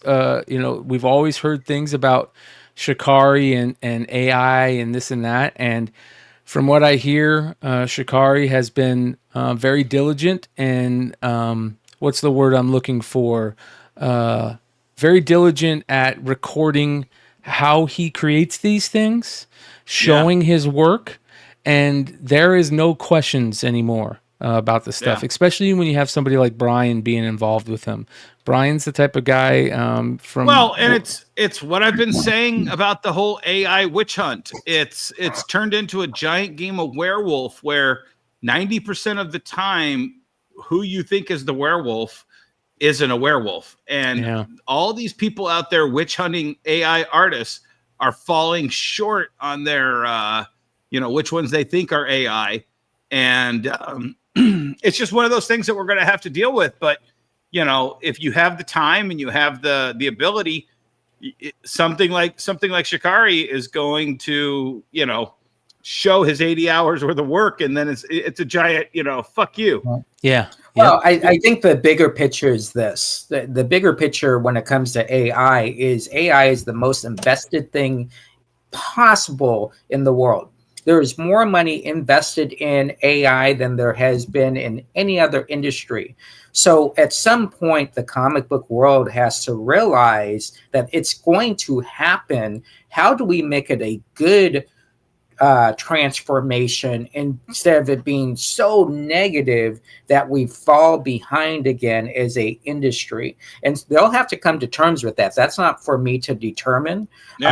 Again, I've never seen. And the customer, here's the thing, and the customer is always the final decision maker. Exactly. If the customers start chasing AI, you better get your IP into some AI art, unless you're going to lose that. Unless you want to, I'm just saying.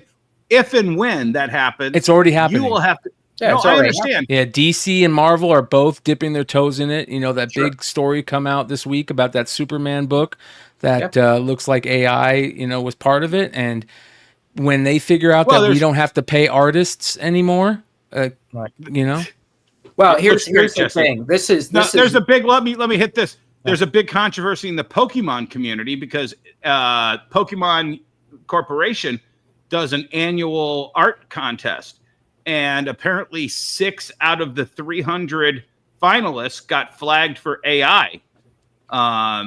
Just one creator.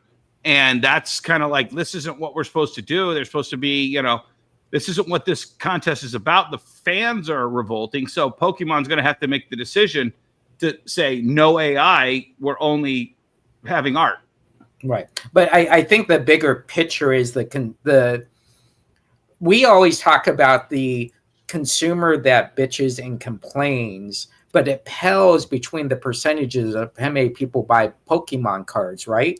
So if you put 10 comic books on display and 7 of those were AI, you know what those next 10 customers would come in? They come in and they'd say, oh, that's a nice cover. I'd take that. No one says to me, are these AI covers? Right. So there's 2 different worlds of thinking. It's the modern based consumer who is going to open up their wallet. So as we protect, and I'm all for protecting, and I get that, protecting artists and creators and publishers, but at some point we need to figure out how to bring in AI as an acceptable business model that is going to come to us no matter what.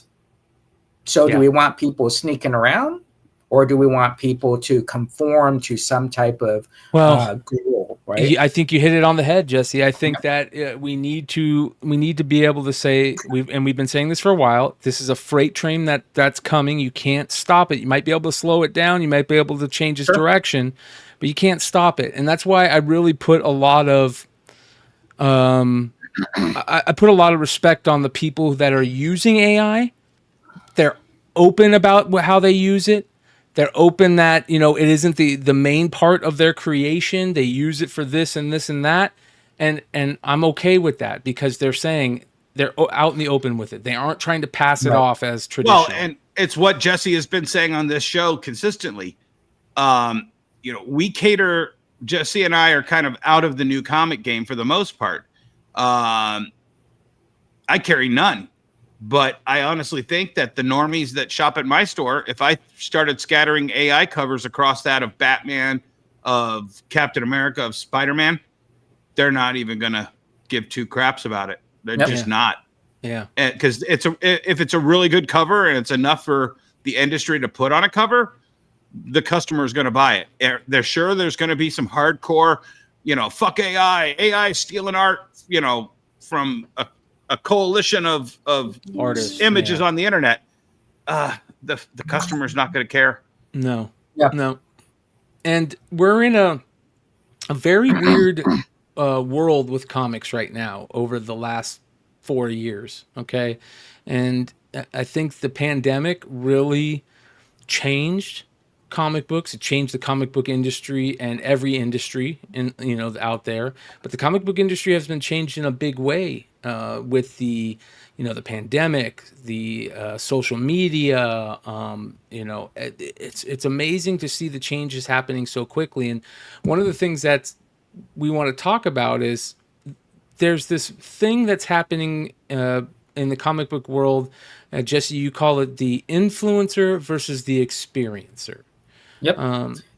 I think what's going on so basically what happens when pre-COVID came, live streaming was still this little baby in the womb. If you did live streaming, you're an outcast. How dare you sell that comic in your store to not a local, but you sell it to the guy in Wichita, or you sell it to the guy in Rapid Cities. We don't do that. That's not the way the comic book business is done.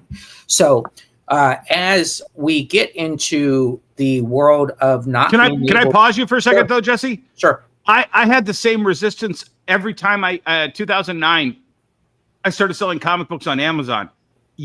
People in the audience have no idea how many comic retailers would come up to me as I'm preaching about the way I was selling comic books on Amazon. And I'm trying to explain this to other retailers so they can expand their inventory to a different market, to a different format. And the amount of retailers who came up to me and said, "How dare you, Dennis? Amazon is the enemy. We must destroy Amazon at all costs." And I mean, one of them was the president of Comics Pro. And he called me an asshole at a retailer summit for for talking about Amazon. And I'm just like, get with it. Amazon is not going away. You boycotting Amazon isn't going to, sell more comics. Right. You need to expand your audience. So it's only natural that Jesse's live selling would be just as hated by these dilettantes. It's... Sure. Yeah. And so what happened is during COVID, we now had this free time, and YouTube wanted to express themselves a little bit more and allow people to be more free to talk about whatever they wanted, even though those people that were talking about subjects technically never did it. Right. So we have influencers that have great influencer stories that interview war veterans, but they've never been in the military. Right. So they're really just asking these questions. But what happened was these guys turned around, the Sean Ryans of the world, and made themselves experiencers who said, well, listen, instead of an influencer doing this, how about we have someone who was in the military interview people that are in the military and talk about, hey, remember when we met in Fallujah, whatever this stuff. So as the comic book world started, we really opened our arms to these people that really talked about just comics, stuff they love. Bryan and his shows and the shows that he created with all these other people around the nation. But the one thing that I always noticed is with Bryan's shows in the early days, no one actually either sold comics, knew what a FOC was, or had never owned a comic book store, or didn't even sell on eBay, right? That was the thing, Jesse. That was where I kind of entered this picture was, I'm stuck at home now. I'm watching movies with my kids, and then they go off to their computers, and I'm just stuck here with this YouTube sphere. And I start seeing shows like Bryan's. I start seeing shows like Mercenauts. I start seeing Comic Tom, and I'm looking at this, and even Comic Tom, who runs a store, wasn't talking about what I think is the more important issues, which does is Tom run as store? A retailer. Tom doesn't run a store, does he? Mill Geek Comics or what? They run a store. He's friends with them. Yeah. But they wouldn't talk about FOC. They wouldn't talk about your publisher, your Diamond Previews catalog. So I was in that same space that Jesse was in, going, who are these guys? They don't understand this vital part of the industry. And that's when I would start getting in Bryan's chats and a few of these guys' chats and just be like, guys, you don't understand. This is easy work. And I'll be honest, that was a big deal for me to finally realize. Jesse would tell me all the time, like, I'll be watching your guys'. I'd go into the shop and I would chit chat with him and be like, you guys don't know what you're talking about. And Dennis doing the same thing in the chat. You guys don't know what you're talking about. And I'd be like, well, but here's the thing. But you guys were right. You were influencing an entire segment of a burgeoning. I don't know what that burgeoning. Word is. Burgeoning ecosystem. Yes. You were feeding thousands of these new collectors, thousands of these new sellers. And you were doing it from an influencer aspect, but and I'll tell you what, Jesse, honestly, I love you, bro. But the early days when you started talking about experience, and I'm like, Jesse, I think that you're just trying to quit trying to make experiencer happen, and you were trying to make fetch happen. Sure. And all of a sudden there was just this point where I'm like, Jesus fucking Christ, Jesse got this fucking thing nailed. Yeah. It was absolutely this total split in my brain where I was like, I was looking at these influencers as, well, maybe they're kind of gaining experience as they're going on. No, there's no expectation where if you are influencing people to do something that you're going to gain that experience. You can only get the experiences by doing it. And I mean, look at our guests. Our guests are insane when it comes to this. Ben Dunn, next week's guest. Can I spill it, Bryan? Yeah. Alan Stewart from Hall of Heroes Comics. This is a guy who literally has taken experience upon experience upon experience and built on that. Brian Haberlin has gone from just one thing to the next and just building these experiences for himself. And it finally, Jesse, it finally caught me in the last 2 weeks.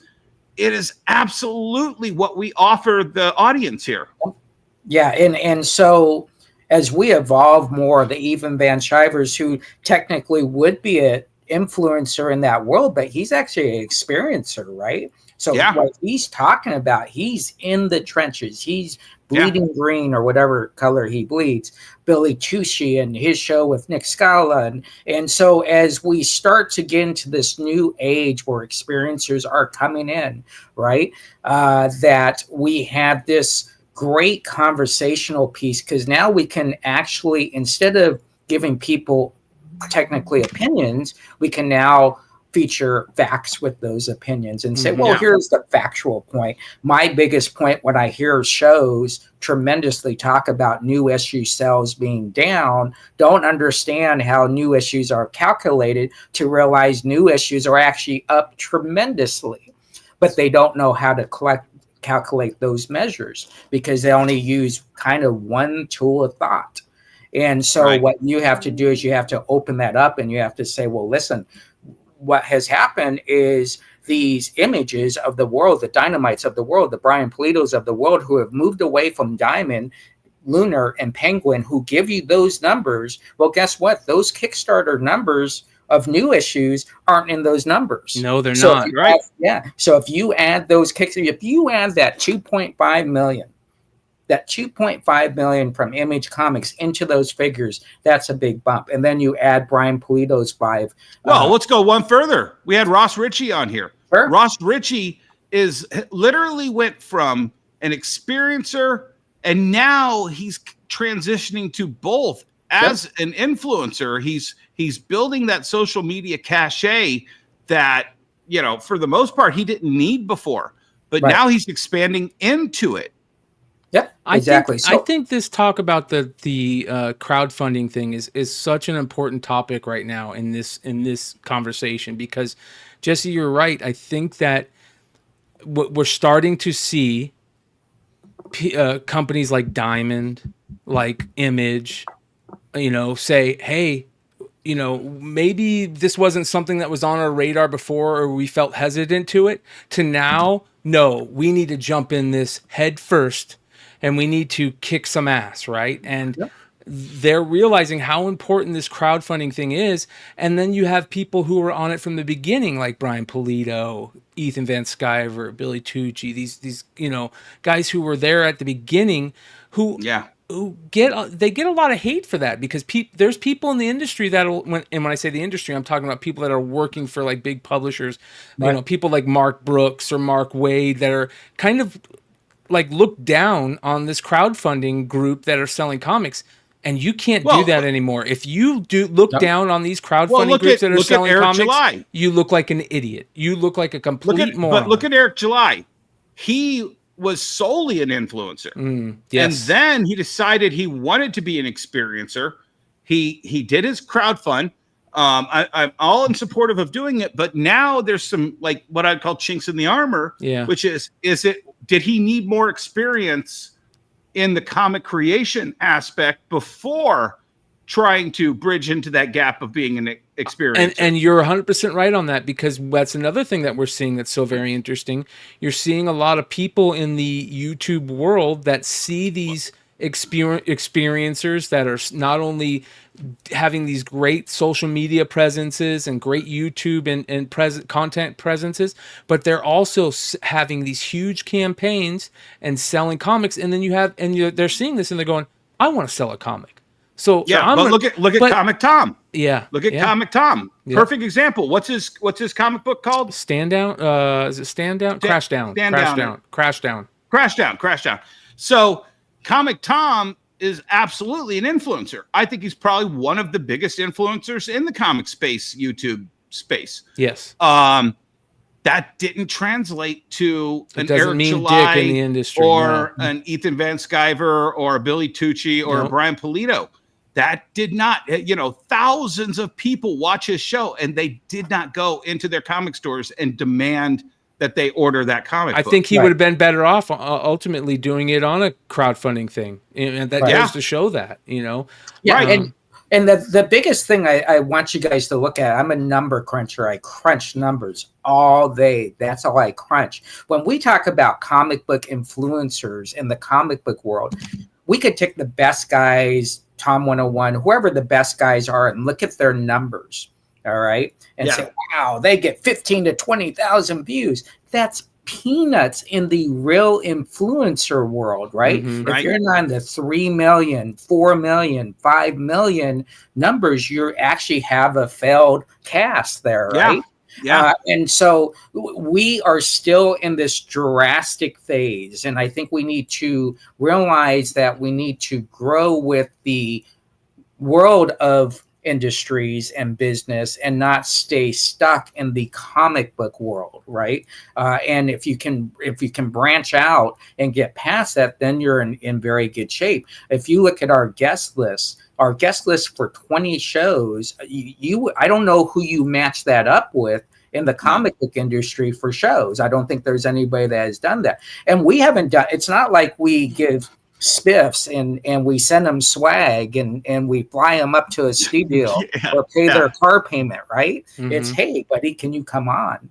And so I think we are at this age where we're into this next growth stage. And I think when I look at crunching numbers and I say the money that Image makes, the 2.5, the $3 million pales, because you got to keep in mind, they're not sharing that money with Diamond, Luna, or Penguin, right? So they're doing 95, 93% take home on this. But look at the fan base they are grabbing. That it's huge. Fan base that is worth so much money, right? And so that's where the money is. Hearing Bill say, I really don't care about comic book stores 5 years ago, I would probably say, turn his mic off. Right. No, Jesse, we had that conversation 5 years ago. Yeah, exactly. Now it's like, yeah, okay, I get it. Yeah, here's the thing. The comic shops didn't, when they had the chance, capture somebody like Bill McKay or Dan Mendoza or even Brian Polito. I mean, Brian's had a relationship with comic shops for 30 years. He's been friends with Jesse for forever. Yeah. There's only so many comic stores that were ordering Lady Death during the Avatar years. Sure. So at a certain point, Brian's got to take care of himself. And if he's got, I'm just going to throw a number out there. If he's got 3,000, I'm sure he had the numbers. If he goes to shows all over the country and he's got 3,000 people come up to him at the thing, but he only sees 2,000 sales at Diamond level, he's not servicing those extra 1,000 people that he's met on the road. He's going to go direct to them. And, you know, if somebody walks into a store, one of what I think is the 75% of the stores that aren't ordering adult themed comic books, and they say, hey, do you have Lady Death? Oh, we don't carry that stuff here. You're going to lose that customer at that store. Sure. And when they Google Lady Death and they see Polito's got a Kickstarter campaign, you just lost that comics customer. Sure. Yeah. And so, you know, if you're driving down the Bible Belt of comic book stores and you're asking for Lady Death and and they're kind of like, who's this crazy dude, right? Asking for this stuff. We don't sell this stuff here. So the comic book world, as we continue to grow and have this acceptability, right? It's kind of funny when we look at strong woman, bad girl comics today. We started off with Bondage as the accepted cover in the innuendo. Wonder Woman. You know, like a lot of people don't realize, Wonder Woman was created by the guy who created the lie detector test, and that's what the lasso of truth is all about. But he also had a kink, and his kink was bondage. You know what I mean? Like exactly. The bracelet and everything. Don't discount the innuendo snuck into a lot of those early comic book covers for Archie and Betty and Veronica. Sure. You know, so we've always been kind of edgy comic books. It's just a matter of now we can be out there. Now we can, you know, somebody like Bill can go direct to the customer and go, hey, you like a nice set of knockers on your superhero? All right, well, here you go. Check out my character, Kim the Delusional. I'm going to show her knockers on every cover. I'm going to get Art Adams to do some knockers. I'm going to get Simon Bisley to do some knockers. You know, we're going to have a good time with this. Come directly to me and I will give you knockers. If the comic stores aren't ordering it, I will take care of you. Right. And you know, Rad was talking about Brian. Brian is a different mammal altogether, because you got to keep in mind, and I'm going to say a very high 60% of the customer base is buying whatever he puts out. They probably looked at that video and they've already hit bought. He's built Brian Pulido is the brand. Yeah. It's not the comic books. It's not Shikari. It's Brian is the brand. You know, I'm kind of imitating him right now with my hands. He's a carnival carny. He's got to move his hands. You know, that high pitched voice. Buy it now. You know, that type of deal. But that's what his customer base wants. He's created this cult of buyers, and I shouldn't say cult. Maybe that's not a good following. A fan base, a fan base. The Sworn Nation is whatever you say. Don't call them failed bikers. Whatever you do. Don't do that. Yeah. But the notion is he realized his fan base was more important to him than his actual comic book, right? But he's also smart, because he figured out, I also have them meeting me all across the country, or I could just have them meet me right here where I am. Make the mountain come to Muhammad at a certain point. Yeah, exactly. People, I remember the owners of Monster Drink being in my store, and we were doing a project together, and Brian Pulido was holding his first Kickstarter at the store, and they could not understand why I would let this guy come in, take my customer base and customer bases across the nation away from him. And then they heard the yelling and the screaming and Brian yelling, you know, throwing his hands all over the place. And they understood that we have a great opportunity in the comic book world to build our brand. Some of our brands are us, right? You know, I'm my own brand. Dennis is definitely his own brand. And then you have definitely. Definitely, for sure. But then you have stores that don't have identity other than selling comic books, right? And those stores traditionally don't even do social networking. They don't do eBay. They don't do live streaming. They don't do any form of e-commerce. And their whole goal is to be that 40, 50-year-old store that just sells comics to their base. And that's fine. I have no problem with that. But at a certain point, though, Jesse, they have to evolve. They have to evolve, or what was the Captain Jack's comics that 45 years in the business and they never got past that little store. Yeah. And, you know, and then when the boom falls and the rent goes up, they don't exist. Right. Exactly. And you know, you got to I want to bring up that it's a good thing that you brought up that. So rents in the 60s, 70s, and early 80s were based on Godfather rents. And what you would do is you would get a Godfather rent for 25, 30 years. That's how you did your leases. You did not do these 3 to 5 year leases. No one's going to sign you for 3 to 5 years in a mall. Now, again, malls big in 70s, 80s, or late 60s, 70s, and early 80s. So what happened was, even with Nordstrom, right, we would have one of our best stores doing awesome business, making a lot of money. Well, guess what? That 30-year lease is up. And that 80,000 square feet that you're paying $12,000 now is $250,000. And it could easily be turned into a Best Buy, because they've been bugging us for the last 15 years. Exactly. And so some of these long existing stores are coming off these leases for 8, 10, 15, 20 years. And reality comes where the landlord literally says, listen, dude, if you want to stay, then this is what I know you're paying $4,000. I love you. You've never missed a month. Your rent is $15,000 now. Yeah, that's like the bagel shop for Flying Colors. Yeah. Mm-hmm. You know, and there was just at a certain point, there was nothing Joe Fields could do other than be like, the bagel shop's coming, guys. We got to go. Sure. And keep in mind, as a whole, comic book stores, as you try to get bigger rents, are very tougher. I've tried to get into this 40,000 square foot space now for 2 years. They keep on saying no. Not that I can't give them the money for rent, They don't want a comic book store in there. They want a restaurant in there. They want a whatever in there. They don't want a comic book store. So what we have to rely on is not only being experiencers, getting out there and speaking, but we have to be also social on our social pages and entrepreneurs when it comes to how we sling our product. Right. Well, and I won't say exactly who this is, Sure. but there was an influencer in this industry 15 years ago. And I remember I was just talking at a convention with 4 or 5 young up and coming retailers that heard me talk at a retailer summit. And this influencer kind of pushed his way into our little circle and goes, "Hey, you're Dennis Barger, aren't you? Hey, yeah. You know, you're the laughing stock of this industry." And I'm like, no, but okay. Who are you? Oh, you have an Eisner? Oh, okay. Oh, you have a thing called a podcast? Okay.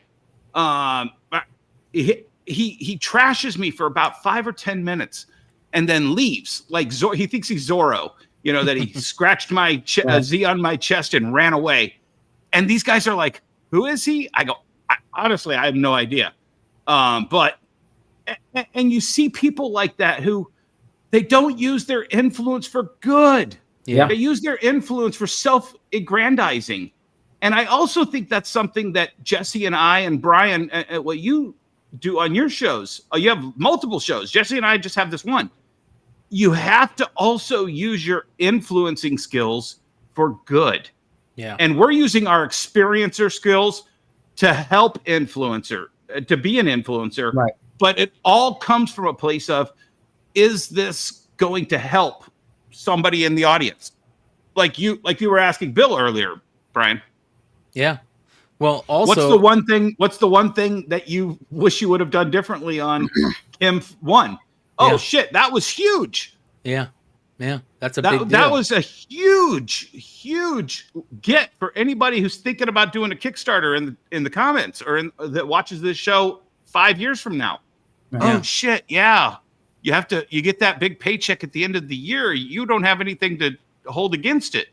Well, in my standpoint from this whole thing, I find it very interesting. And one of the things that we talk about a lot when it comes to bringing guests on the show, I find it very interesting that there are so many people in this comic book industry that are so important to the industry in either how they've changed it, what they're doing currently, whatever. They are so damn important that really nobody knows about. And what I mean by when I say nobody, I mean the people watching these shows, the people who are social media influencers, the people who are, putting out all these, is the comic market dying?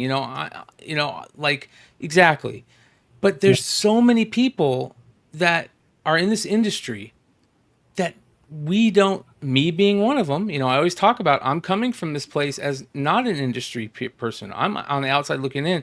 And it was such a big deal for me to realize that there are a lot of people that us as, collectors and viewers and social media content, we have no idea who these people are, and they are so damn important to the industry.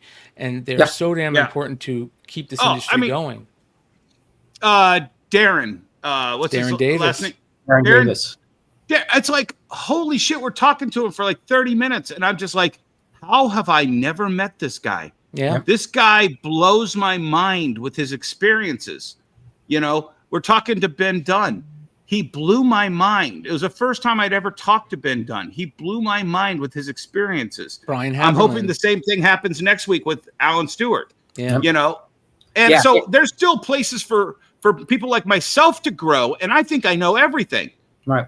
Yeah, I think the thing that we have to remind people that the industry isn't very kind to just about any genre or aspect of our business when it comes to publishers, when it comes to creators. We're talking about Nia Ruffino.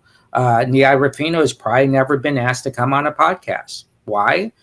Because she doesn't even know that she probably could come on a podcast, or Sanjun, right? Yeah. And because it's never been really played that way. When they do go on YouTube and your algorithms say comic books, they only see the guy saying, "Wow, how is the comic book business still in business, right? Comic book business only has 2 months left. So they have to steer their way away from that, right?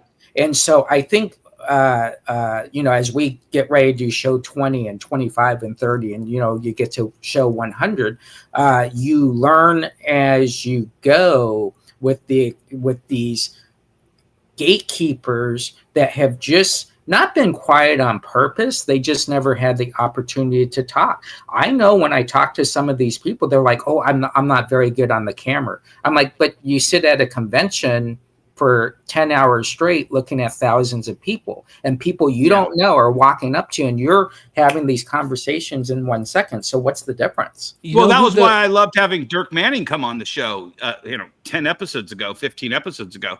That is a guy who translates to exactly what you're talking about, Jesse. Yep. He hand sells thousands of comics every show he goes to. But he's a guy that doesn't get on all these podcasts. Right. And the stuff he was giving the audience was amazing. Bill McKay tonight, he said like, this is the 4th one he's ever been on, and he's not very good at it, and I get that. There's a lot of people that feel that way. It's one of the hardest things to get over is the sound of your voice, right? People are always like, I hate the sound of my voice, that type of stuff. I understand it. And we're kind of, a lot of us are kind of that age where, this thing is still kind of new to us, right? These kids that are growing up, they know this stuff when they come out the box. They're given an iPad to play on as soon as they can look at it. And that is where everything is going. And that's what's so important about this. The biggest names that I think of when I think of people that like people that don't know how important these people are to the industry, and people in my world, in this content creation world, don't know how important these people are. A perfect example are the Jeppies, right? Yep. Yeah. Probably the most important people in this industry, that much maligned, seldom hailed. Yeah. I mean, they're so important to this industry, and they might like what you just said, Dennis, but they're respected. They are the respect that they command is on a major level because people know how important they are to this industry. And you never hear about them being talked about on shows like this. Right. No. Yeah, I think the main reason I've always been hesitant about doing live streaming as a host versus a guest. A guest, you have this freedom. You can kind of not answer a question and push around it. But as a host in the comic book industry, there are still stuff that I can't talk about, right? I see stuff that coming out in 30 days.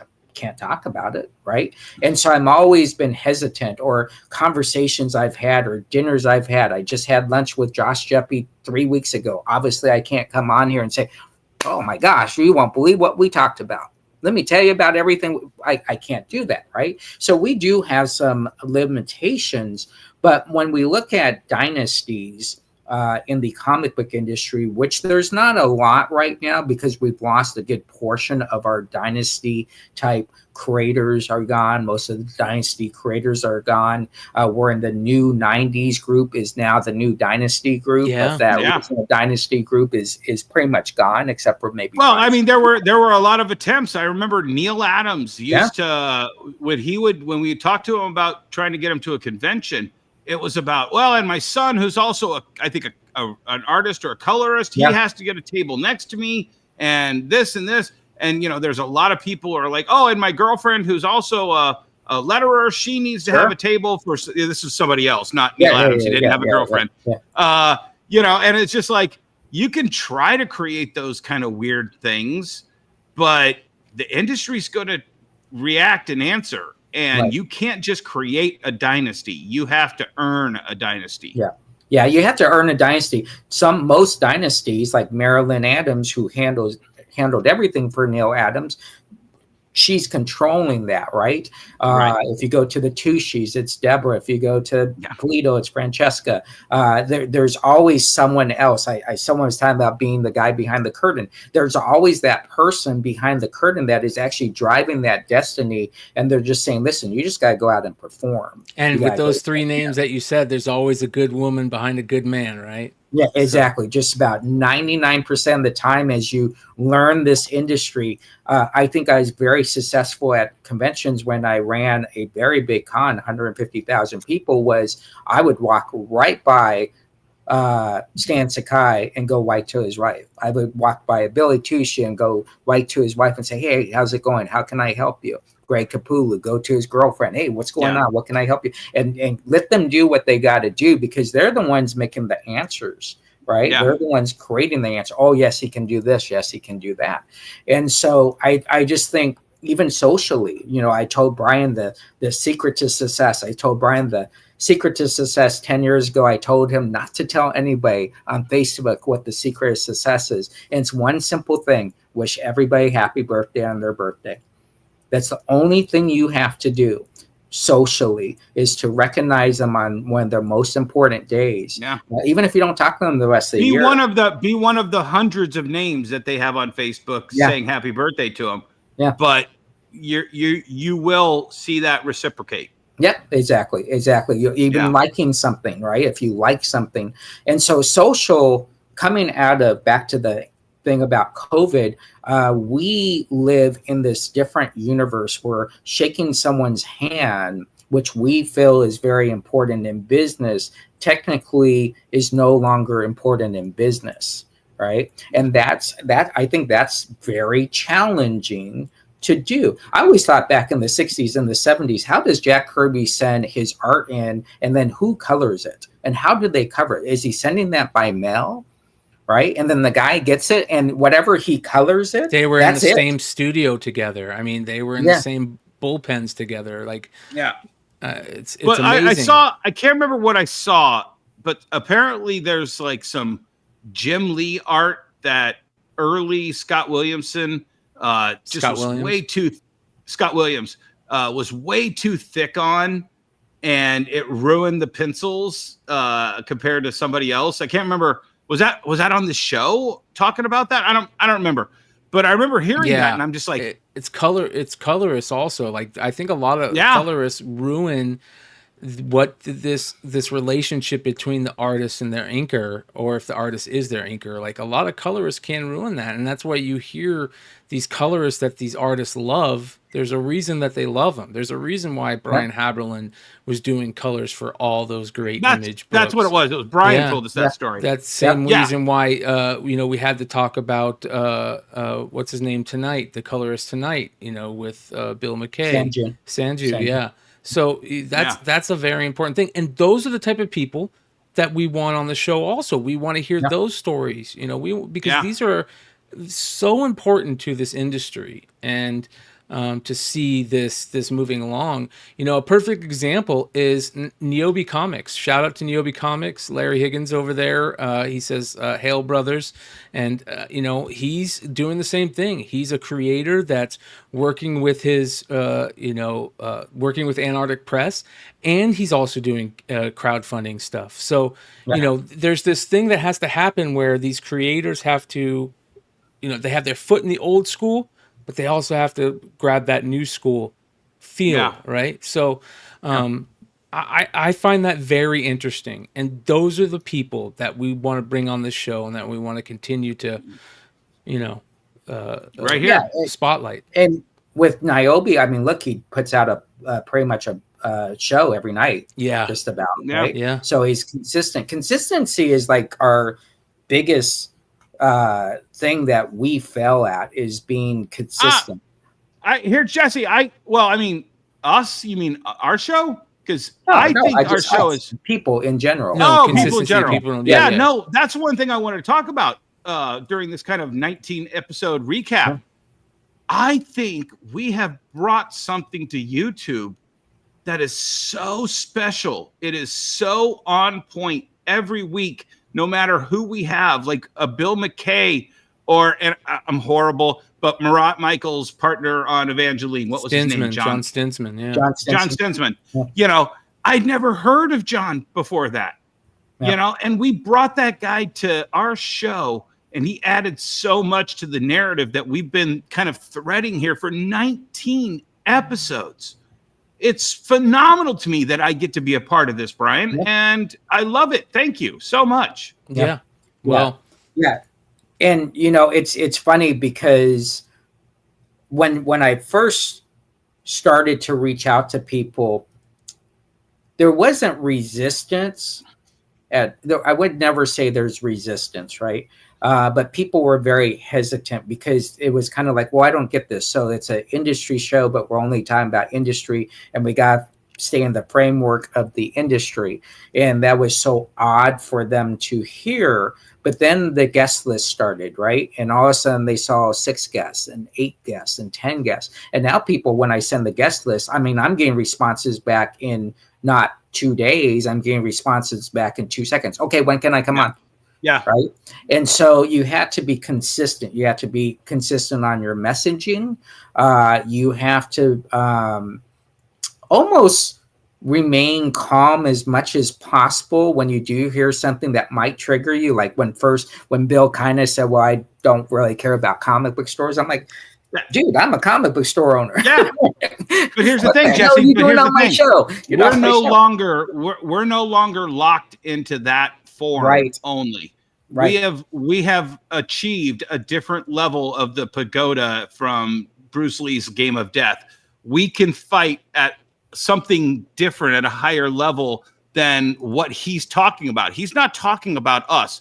He's talking about the older us's. Sure. That haven't figured out that Bill McKay is somebody we lost. Right. And you and I know how to capitalize off of somebody like Bill McKay. Yeah, exactly. And so you really have to use your social networking skills that traditionally most businessmen that get into businessmen and businesswomen, it's the first thing that you're taught is you have to build your network, right? Back in the day it was, where's your card file? Let me see your card file. Let me see your Rolodex, right? And you pull up your big round thing and look, I got all these people that I talked to. And now we do it on Facebook. It's like today I forgot to do happy birthdays yesterday. So now I'm like, oh my gosh, I got to do 60 happy birthdays today. Okay, well, that's more time to do it instead of being consistent. And so I think once you learn those social skills, it's how you use them and how you use them properly. There are people in social networking that are influencers that have a Facebook page that I have not seen a positive post on their page in 3 years. Right? It's the most negative of the negative.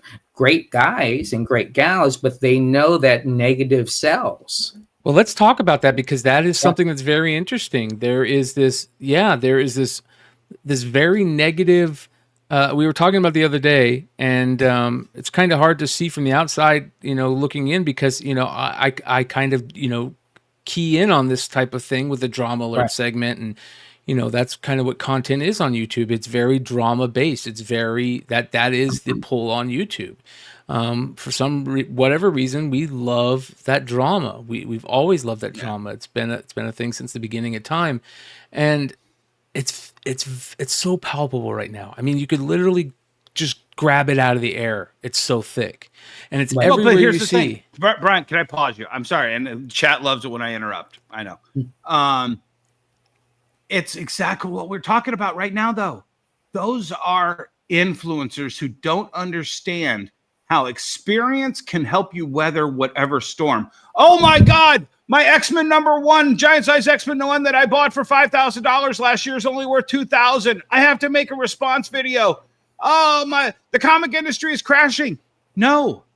You just bought the wrong comic books, asshole. Or you told all the people who listened to you to buy the wrong comic books. Or that's cyclical. That's been the comic world, for years now. It goes up, it goes down. It goes up, it goes down. That is the world of comics. And man, it's very interesting to see that play out right now. And the other very interesting thing is also that, and this is going to sound like I'm putting the negativity into it, there feels like there's this new game in town where everybody wants to be a comic book creator, and they have no idea about the comic book community to begin with. They think that they've seen a couple cool Marvel movies, and they've, bought a Walking Dead trade or Sin City, and, they've got a McFarlane cover behind them that they're in the comic book industry, or they know the community or the history, and they don't. And that is where that term grifter is just so obvious. And it's becoming more and more obvious as we go along, especially in this content world. It's interesting. But it's authenticity. Yeah, it's authenticity. I think the biggest thing is you got to look at real numbers, right? Real numbers state it's a very simple real numbers moment here. There are 13 to 1,500 comic book stores. We can dispute that extra 200 or less 200, but there's 15. Let's just say it's 1,500 comic book stores. As 1,200, but go on, Jesse. Yeah, 1,200. So as of this morning, there are 77,821 sellers of comic books on eBay. All right. So comic book stores have become the minority in the business. But what happens is somehow we have now said anybody can sell a new issue. Anybody can sell a exclusive and not have a comic book store. When I came into the business, that was a no-no. What's your comic book store? What's your diamond account number? Okay, now we can talk about doing a cover. Yeah, you had to send a picture of your brick and mortar shop to them. Yeah. You had to have everything. And your tax ID and your social security card and all these other things. Yeah, exactly. And so what we've done is that's happened in the influencer world as well. There's no one saying, okay, you have to do these 10 things to talk about comics on YouTube. It's, hey, do you know how to turn on your camera? Do you know how to put in your information? Okay, go. Right. And what's funny is sometimes you'll see this person, and I love it, where they'll come out and they're so happy they bought this long box, this short box, whatever, and they're showing, and they only get like 36 views, and they're heartbroken, right? Yeah. And I never really thought I have to have views to have a good buy, right? It's, am I happy with that? Yeah. But we're not in that world. You have to be told you did a good buy. But see, it goes back to the principle, and I'll reiterate this because I think I talked about it on the show. Gary Vaynerchuk, one of the genius gurus of this entire social media aspect, had 2 videos that encouraged me to kind of do my own thing. His first video was called "One is Better Than None." When he did his first wine podcast on Twitter, I think it was, he didn't care if only one person watched it. One is better than none.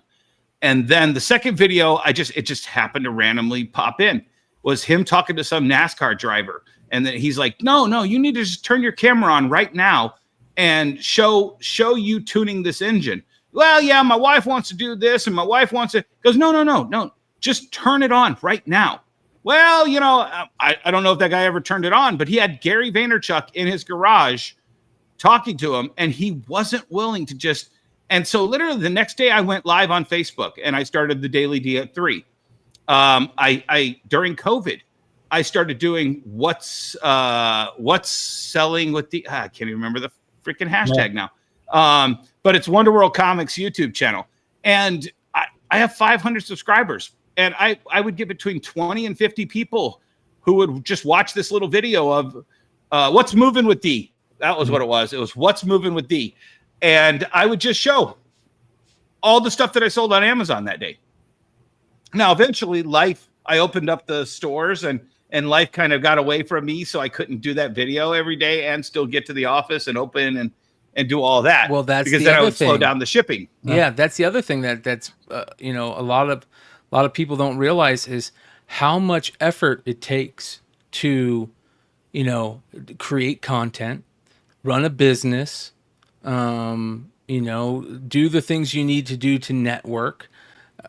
They think that it's very easy, and it's it can be, but then if you want to put out a quality product, you either need to pay somebody to do it, or spend a lot of time to learn how to do it, and watch a lot of YouTube videos, and buy equipment as you go, and this and that, and it takes a lot of time. And Oh yeah, sure. I think that's the If most I go important thing back I've and learned.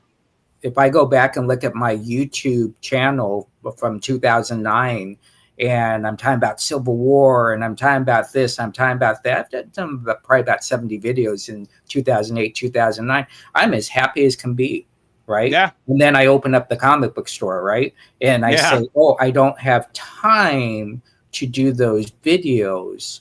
But now I look back at those videos, I'm like, man, why can't I be that guy and running a comic book store at the same time? And the challenges almost make it impossible. Yeah, well, we talked to Bill McKay, and you brought up fulfillment.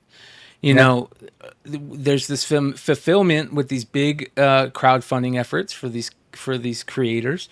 I see Billy Tucci always talking about how fulfillment is, it's great and it's bad at the same time, because he knows what it entails, and it's the end of a project that is a success.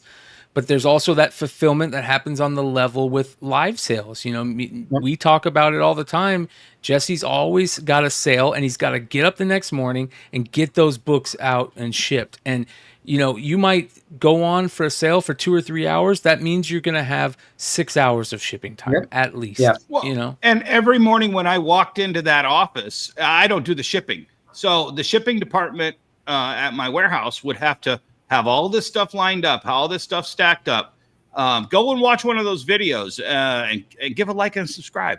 But you watch those videos. I knew only 20 people were going to see this in the next week. But there's no like, all right, guys, here I am again for you 20 people who are the only ones watching this. And I sold this and I sold that. No, dude, I gave it 110% of Dennis on every one of those videos, no matter how many people were watching it, no matter how many people I was going to tag in it or whatever. I didn't know what I was doing. I still don't know what I'm doing. Hell, Bryan had to tell me to get the right microphone, for Christ's sakes. But I did that for the 20 people who wanted to watch it. Yeah. And I would get comments like, "Oh my God, I can't believe you sold that, Dennis. That's awesome." And it's a matter of, if you love sharing your experiences, once again, back to the Gary Reed checklist. You can't conquer the comic book industry, and just share your wisdom and knowledge freely. Yep. Right. And that's what we're doing here. That's the important thing, right? Right. Yeah. And I think we need, I think the big divide in the comic book world is we tend to separate back issues and new issues. Like they're two different universes. And they're not. We sell comic books. And if people would realize we just sell comics, I don't care if you're crowdfunding, e-commerce, live streaming, in a brick and mortar, at a swap meet, at your estate sale, whatever you're doing at, we just sell comics. And people, it's always the old saying, I don't sell back issues. Y'all walking, I don't sell back issues here. Well, when isn't Transformers on 3? Yeah. Do you have issues 1 and 2? Yeah. Well, then you sell back issues, right? But there's this divide. If you sell gold, it's like if you go to. It's the same. Hold on, Jesse. It's the same. Like if issue 1 is sold out and it's going for $20 on eBay, and you or I price it up to 10, there's always one of those hard asses who's like, "How dare you sell this new book for 10?" Well, yeah, but it's 6 months old and it's going for 20, and you can get it for 10 right over here. It's a back issue. Where do you draw that line? Because I'm not selling Action Comics for a dime. Sure. Where do you get to draw that line? It's wherever we want to put the line. And if you don't like it, go someplace else. There's 77,000 people selling comic books. There's 1,199 other comic shops. Larry's still in chat, and he says, Niobe Comics says, we also talk Kickstarter all the time on our show. And one of the things that was very eye-opening to me, and this kind of goes along with what you guys are talking about, is what you price your books at in these crowdfunding things, right? If you price your books at $5, you're not going to make any profit on that and any money to make it worthwhile. You have to up the price on this stuff. It's a different world. And a lot of people don't realize this, that, we always think that, these comics are too expensive. well, hold on here. What about the quality that you're getting? What are the things that you're getting out of this that make it worth it to you? One right? One of the things that I love about Ethan's streams when he talks about Kickstarter projects is he explains, look, I charge $25 for this. If it hits a certain level, you're going to get a free keychain. If it hits another level, I'm going to give you some stickers. If it hits another level, I'm giving you an action figure, you know, and then, but you're still paying $25 for a comic book. But after the Kickstarter's over, you're not getting that for $20 down the road. You're going to pay $30 for it because $50. The people who are in at 25, they're the ones that get to something special. When you understand that, once you get your head around that, you understand everything. It's like the Matrix. When you get to certain level, you can see the green lines and you can stop the bullets. And you don't want to devalue your brand. That's the other thing. No, exactly. Yeah. Jesse, you have variant comics that you've done, store variants. Store exclusives. Yep. You've never lowered the price under what you initially sold it for, right? Nope. They've always stayed the same price. We've done 431 exclusives. I can only sell you about 53.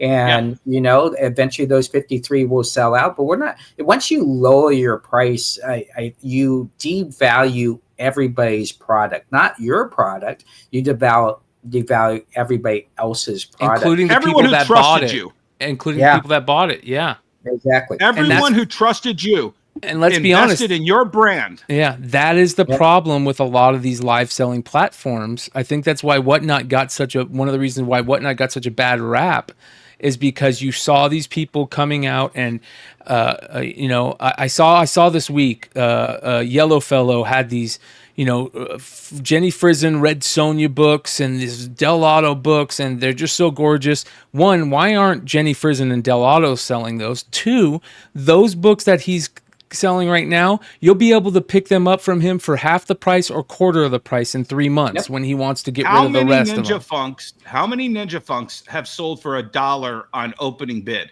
Yeah. Or didn't sell for $1? Yep.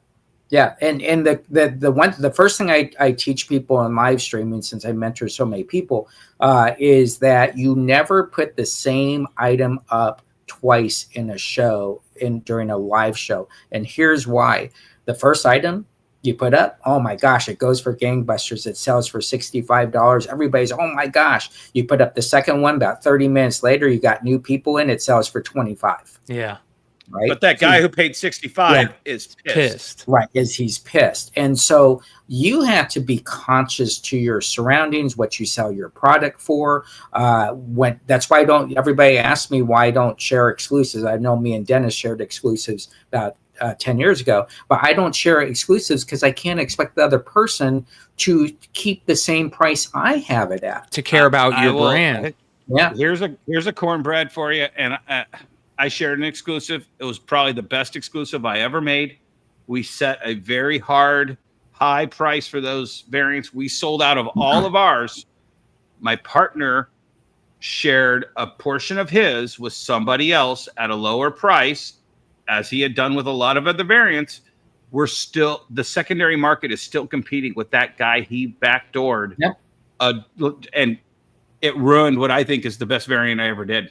Sure, exactly. My first 3 years of my career, as far as the store goes, if I saw something that say Redneck #1, when Redneck came #1 hot book, and I would go on eBay or whoever was selling that, and anytime I saw someone go under $25, I would just buy it. I would eliminate it from the field so that the price maintained at that price. And as I got those books in, then I would raise it to 35 and then go in and buy out people. This is a strategic way to sell, but it's a more smart way to sell.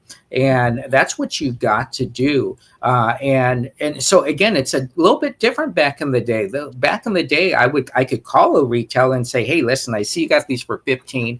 I sell them for 20. How many you got left? 10. Okay, I'll take them. Now that anybody can do exclusives, you don't have the bandwidth to know everybody. Or in the new world of selling, not being part of those cliques. which is a big challenge right now. I know there was a convention and someone had a big table with a big company, and unless they knew you, you weren't allowed at the table, even though that company had paid for that table. But because you weren't in that clique, you weren't allowed to sell at the table. And so I'm sitting there saying, yeah, but no one knows who those 10 people are. So why can't I go? Well, they don't know you. So that's the world we live in. So you have to control your destiny. You have to control those price points. Kickstarters are kind of funny because I would challenge people on Kickstarters to actually ask them a simple question. Why did you buy that Kickstarter? Right? I'm going to tell you a lot of it. Oh, I like that brand. Yes. I like that. I like that artist. I've always liked that artist. Okay, but what's the book about? Oh, I don't care. I just want to support that artist. Yes. And that's what crowdfunding allows you to do. So if you can support a comic book artist for $25 and he knows your name versus walking into Just James Comics in Glendale, Arizona for a Dan Mendoza book in Detroit. He'll never know that you bought that. Yeah. Right. Yeah, exactly. He's at the counter. I'm like, oh, cool, $5. Where Dan Mendoza is, hey, thank you very much for that purchase. This is what I got coming out next. So we have to extend that relationship. It's kind of like if you ever walk into a Walmart, they don't have hand carts. Yeah. They only have push carts. Why? Because you can only put just so much stuff in a hand cart, right? Yeah. But hide those suckers. In a push cart, you can fill it up. Right. Yeah, and so you don't want to eliminate sales by just having that little hand cart. You want to be the guy with the push cart. And that's how comic books are sold. But to go all the way back, we're in a world that's not going to flip back. Yeah. Right. It's not changing. There's not going to be more. You only can move forward. Yeah. Momentum only moves forward. Move forward. And you have to realize that not every influencer who has a show is a bad show.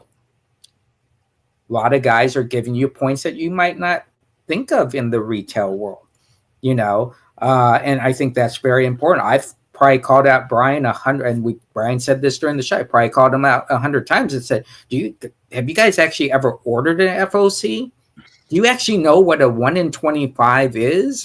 That type of stuff. I love how on all those influencer shows, it was, this 1 in 25 is going for $25. That's right at ratio. And I'm like, what ratio are you talking about? I had to buy a $4 comic book at $2 times 25. Yeah. That's $50. That's my ratio. Yeah, my ratio is I have to make a minimum of $50 before I'll sell that book.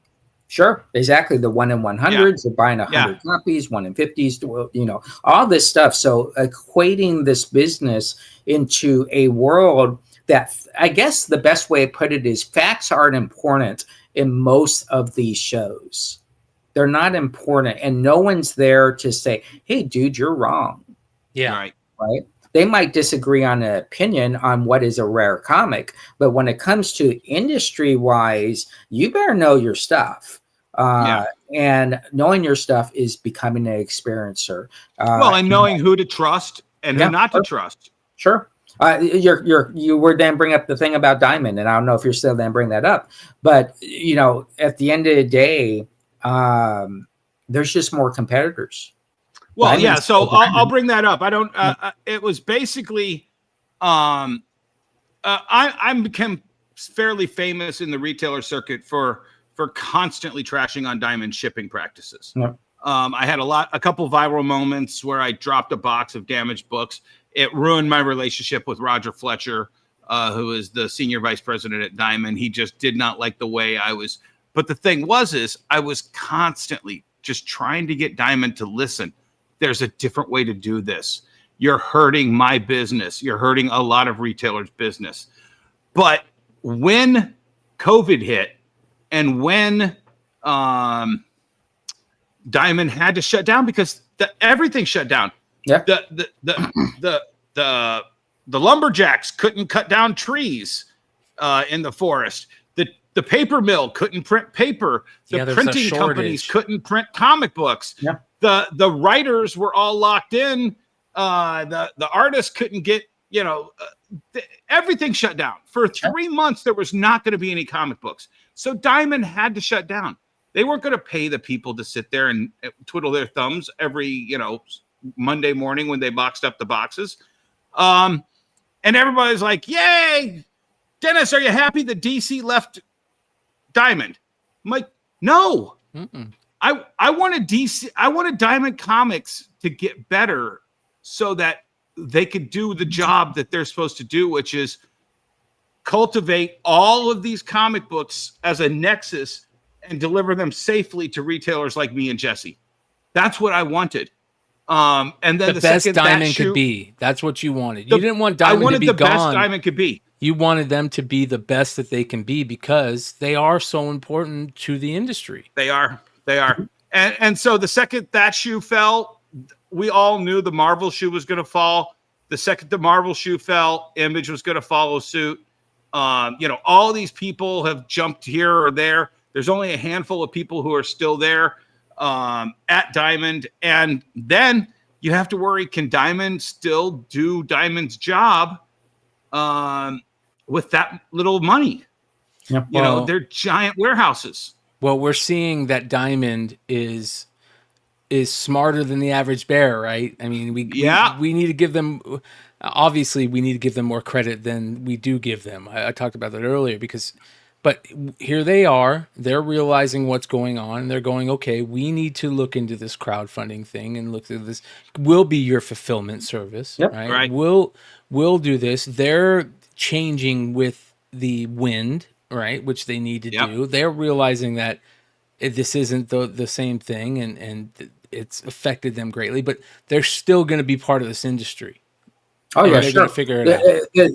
What they're coming out with, and this is public knowledge, small public knowledge, is they're coming out and they're doing exactly what Key Collector is now. But this is what they're doing. They're basically hiring those 1,200, 1,300 stores to build their base. So then give them commission based on how many months that guy buys. So then give them a commission rate to come in. So they have to pivot to anything possible. They own Overstreet, right? So they might as well bring it to today's times. Yeah, help us build it. They're going to have the shops and the retailers help them build the Overstreet service or app or whatever. Right. Yeah, exactly. Which is smart. So it's very smart. Yeah, it's their new plan. So but it would have been smarter 7 years ago when we all told them that would have been smarter. Right. Yeah. Well, I think sometimes you gotta get Steve always says, listen, I gotta get punched in the gut. Yeah. And I gotta get punched in the gut real hard to go to figure out what direction I have to go. When you get punched 3 times in a row, right? Yeah. And then COVID comes, you're really trying to say, okay. I remember I had a talk with somebody at Diamond in the tech department. I think it was Eric. I can't remember. Do you remember that Funko Pop locator app? Yeah, sure. Where it would help you find who sold Funko Pops. Yep. And I'm like, how the fuck are you still charging retailers to be in Comic Shop Locator and you haven't figured out that this app thing, and I want to say that was 2015 that I had this conversation with them. That was 9 years ago. And if these people have figured out an app to do that, why aren't we having an app to find comic shops with the Comic Shop Locator? Right. You have to go on a web page and type in a zip code. If you're in a foreign town, you don't know what the zip code is. Sure. And it was just like, smacking them. And then it's like, oh, well, here's your POS. You mean this gas station POS system that was designed 10 years prior? And eventually you stopped paying Microsoft to keep updating this antiquated system. And that was what all retailers were supposed to use. Right. And like I said, it was me trying to make Diamond better, but there was such a rusty gear in place that you couldn't get past sometimes. Right. But I think as I traveled this nation, I've been over to way over 500 comic book stores now. Yep. I will tell you, 80% of the comic book stores I walk into that don't have computers, I know. that have cash only, that don't have Facebook pages, don't have eBay pages, don't have their sign on the door is faded and it's a poster from But Jesse, I know you'll get this reference. At a certain point, the buggy whip store has to figure out that cars are a thing and needs to make floor mats. They need to make tassels to hang from the rearview mirror. If not, they're just selling a buggy whip. Right, but most of the time you're coached or you're mentored into that next stage. We don't have that in the comic book world. We've never had it in the comic book world. And so that's what we lack. When someone gets their store, they get two options. One option is to go join a group, right? Comics Pro. We'll talk about that. Yeah, they can go do that. Or the second option is, hey, here's some videos. Network, but no one's actually saying to you, hey, dude, I know you just opened up. I see you have $5,000 in new issue orders. How are you coming up with $5,000 when you never had a store selling new issues? Right. So we should probably drop that down to $500. That's never happened in the comic book world. And here's the thing. And there's and you talk about those 500 stores that you've been to. Yeah. I'd guess 90% of them are in no way, shape, or form interested in working together with other comic shops to make the entire industry better. Yeah. So when you get that, if you even came up with that internship idea or that mentorship idea, find enough retailers that have a rising tide lifts all boats mentality. You can spread them around. Yeah. They don't exist. I've always said this. I've bought 16 stores since I've been open. We won't count one, but we'll count 15 stores. Those 15 stores to stay open only had to do one thing. They had to just pick up the phone and say, hey, Jesse, instead of you buying my store, here's the situation. Oh, by the way, why don't you just walk into your back room and all that stuff in your back room, put it in your front room. Yeah. All the stuff in your front room that's been out there forever, put that in the back room. I tried so often, I kind of consider myself kind of a John Tapper for comic book stores. And I've done that. People have called me, Jesse, multiple times, and I've tried to do that for them, and it's usually when they're 3 mortgage payments behind, their diamond bill is about a month from going into arrears. And I'm like, guys, just do this. Have a giant sidewalk sale. Yep. Take every one of these books off of your shelf. Take every one of these trade paperbacks, go half off. Well, but then I'm going to have to buy them. Just listen to me. Yeah. You have a $20 bill sitting on your shelf as a $39.99 hardcover. Get your $20 bill back. Yeah. I think. These guys, but they're just so stubborn. Yeah. They can't. The one biggest thing that is probably the hardest thing for me to understand. Listen, I've been buying for 42 years. I know how to buy and I know what we traditionally pay for stuff. So when I walk into a store that I travel to, there's a couple of stores I stop in on my road trip from state to state, and I always stop in and they got the same $100 book at the counter or in their glass case. Hey, you still haven't sold that book? No. I tell you what, you got it for $100. Let me give you $70. Oh no, I can't lose that money. And I know that guy paid $1 for that book. It's funny you say that, Jesse, because I've been getting people reaching out to me talking about they go to these cons. They went to these cons this last couple weekends, and they go to these big, huge, Metropolis or whatever. They see an AF-15 up there, and they want 2 years ago prices for that AF-15 because that's what they bought it for, and that will never bid it up to. Exactly, or they've got books that are up there that aren't for sale. Well, why bring it if it's not for sale? Yeah. You know what I mean? That type of thing. Now keep in mind that's a marketing thing there. So if you're a Metropolis, you don't want a X-Men number 4 first Omega Red up on your top wall. You want something that no one can buy, right? And because that's your placement, that's your brand. Oh, look at this book. Oh, it's not for sale. Well, first of all, five Action Comics number 1s. Yeah, exactly. Yeah, exactly. Look at their San Diego Con display. They're not selling anything in the case. They're selling brand. Right. And brand is very simple in that world. At some point, here's the rule in comics that I learned a long time ago. I don't care how many times you tell me you're not going to ever sell your collection. It's not up to you in the end.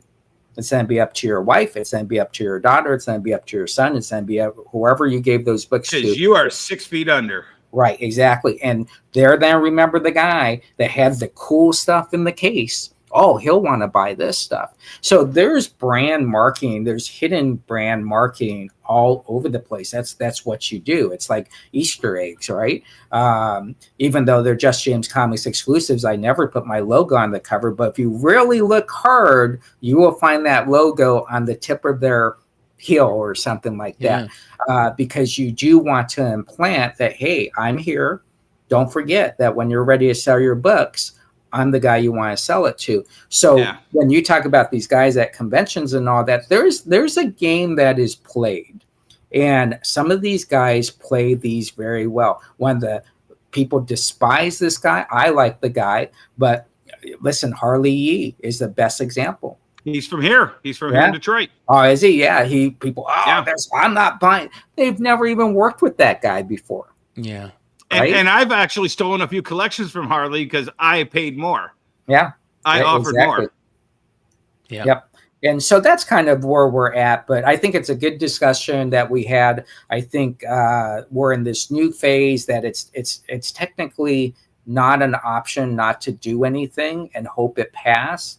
And so we have to work out the AI thing.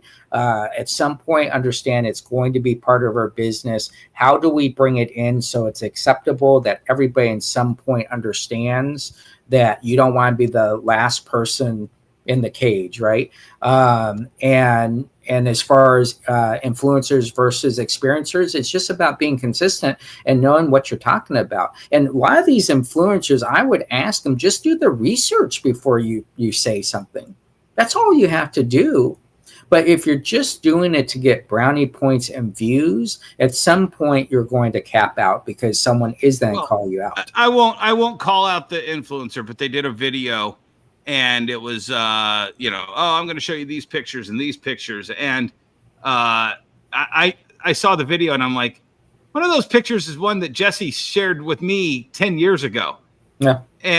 And this picture is still floating around. Yeah. I won't mention it. We won't mention it. Yeah. And I'm just like, what is this? What do did you save this picture from 10 years ago? Yeah. So that you could make this video now? And what's your point of making this video now? Yeah. And did you, because it was Jesse's picture. It was Jesse's friend's picture, but I will tell you. Did you ask Jesse for permission to take his picture and make your video off it? Yeah, I will tell you, these shows and the Facebook pages and all these groups, Twitter. They show pictures of the AF-15 that they bought. Yeah. And I look at the AF-15 and I say, you know what? That book was from 2016 from this person. And they just steal these pictures and they put it on there. Oh, look what I bought. Look at this X-Men number 1 I bought. But again, because we don't police that. And the thing that Dennis is talking about, this is on a big page. And they need to realize that when you start showing something that was a item up for sale in Las Vegas, that I was in part in buying it, and then all of a sudden you use that on your show as, oh, look at what I got here. But that's not going to work, right? So I love and it's. I'll tell you what, this is another big differential, Jesse. Yep. And tell me if I know you keep a bunch of books, but you also sell a ton of books. Yeah. But when influencers come over to hang out in my warehouse and they go into my vault and they're like, oh man, show me the best book up in this vault, and I'm just like, it's that one. Yep. And they're like, oh, it's not an AF-15. It's not an FF number 1. No, I sell those. Yeah. I don't put thousands and $10,000 books on a wall in my vault. That's the first book that Tommy Lee Edwards ever self-published, and he only made 180 copies of it, and he did it to pay for his first year of art school. and I went to high school with them. That means more to me than an AF-15 sitting gathering dust. Well, but I remember the last time I sold an AF-15, and I used that money to buy several hundred long boxes full of all the comic books that I've sold for the last 10 years. Sure. I've always said this to people, and I hate putting people on the spot, but they'll be pitching the exclusive they bought, and they overbought whatever it is. And I'll go, hey, I understand you did this. What's this story about? Well, I don't know. I just did the cover on it. Okay, so you don't even know what's inside the book. And that's the world we're in. Yeah. Where interiors don't matter. And I'll leave it at this. This is something that really drives me nuts about the comic book world. When I grew up and started selling comics in 1982, when I walked to the rack, whatever I saw on the cover was inside. So if it except was for the one time John Byrne said, this cover will not appear inside this book. Yeah. It was a She-Hulk, wasn't it? Yeah, She-Hulk one. Yeah. And 275 or something like that. And the fact that we could look at a cover nowadays and that cover have nothing to do, and I'm talking about going all the way back to 1992, 1991, where this started, where those covers no longer have anything to do with the interiors. And we come to a point in the comic book world where interior work is not as appreciated as much as cover art is done. So I think of that classic. I was just going through a long box and I came across, I think it's Spider-Man 239, where Hobgoblin is tearing the cover or costume apart. Sure. And that actually appears in there. Yeah. That's actually... Well, here's the thing. What's the number one thing someone asked you on an Amazing Spider-Man 239? What's the number one thing? The tattoos there. Does it have the tattoo in it? Oh, that's 238. 238. Yeah, 238. We're talking about 238, first one. Yeah. So that's the first thing they ask you is the tattoo in it? Oh, does it have the value stamp in it? Oh, okay. I'm sorry, And so that's the world we live in, and we have to accept it, and we have to understand it. And I'll give you a prime example. I sell about 120 to 180 books a night, and I'll go through my show, and at the end of the show, I almost feel obligated to talk to these people for 20 minutes about collecting comics. And I stay on there and we talk, and people that might not buy the whole show all of a sudden start talking. Yeah. So we have to have forums where people can actually talk about comics and the goodness of comics, and not, hey, I saw what was the thing? Someone bought a book for $20, yet retailers are selling them for $60. Does that really matter? Right? And I don't know when that started, right? We can go back in time and I could tell you. Oh, you're talking about Quickening Heroes comment about buying a Spawn #1 for $20. Yeah. Well, the thing was, so when Spawn was hitting, when I opened this new concept store, I'm like, well, there's never a time that I don't want a Spawn #1 on my wall. And Jesse, you know as well as I do, we have 5-10 Spawn #1s come through in a month. I was just like, Put that one with the one tick up for 20, and the one that's a little minter we'll send off and see if we can get a 9.8 for it. And I want to have it in multiple different tiers for my kind of triangle concept of having low-end books for customers who just want to own the book. Right. And I'm not going to sell any of these 20 copies of Spawn 2 through 20s on my wall unless I have a Spawn #1. And this book I was hearing all the time, oh, Spawn #1's a $60 from the influencers, right? Brian, Spawn #1, they sell raw for $50. They sell 9.8 for $300. And Quickening Heroes came in and got one for 20. And then guess what happened? The next day, I reached into my little drawer, I pulled out another one, and I put another Spawn #1 for $20. And that was 2 years. Over the last 2 years, I finally just started pricing them $30 in the last 2 months. Sure. And that's supply and demand, and we get all that. But I think there's a moment in time, and I don't know when it is, when value superseded reading value. And I don't know when that happened. I don't necessarily The agree that variant ever. age. Once ratio variant started. Here's the thing. Do you remember when people were paying $200 for a Batman #1 by Scott Snyder and Greg Capullo? Yeah.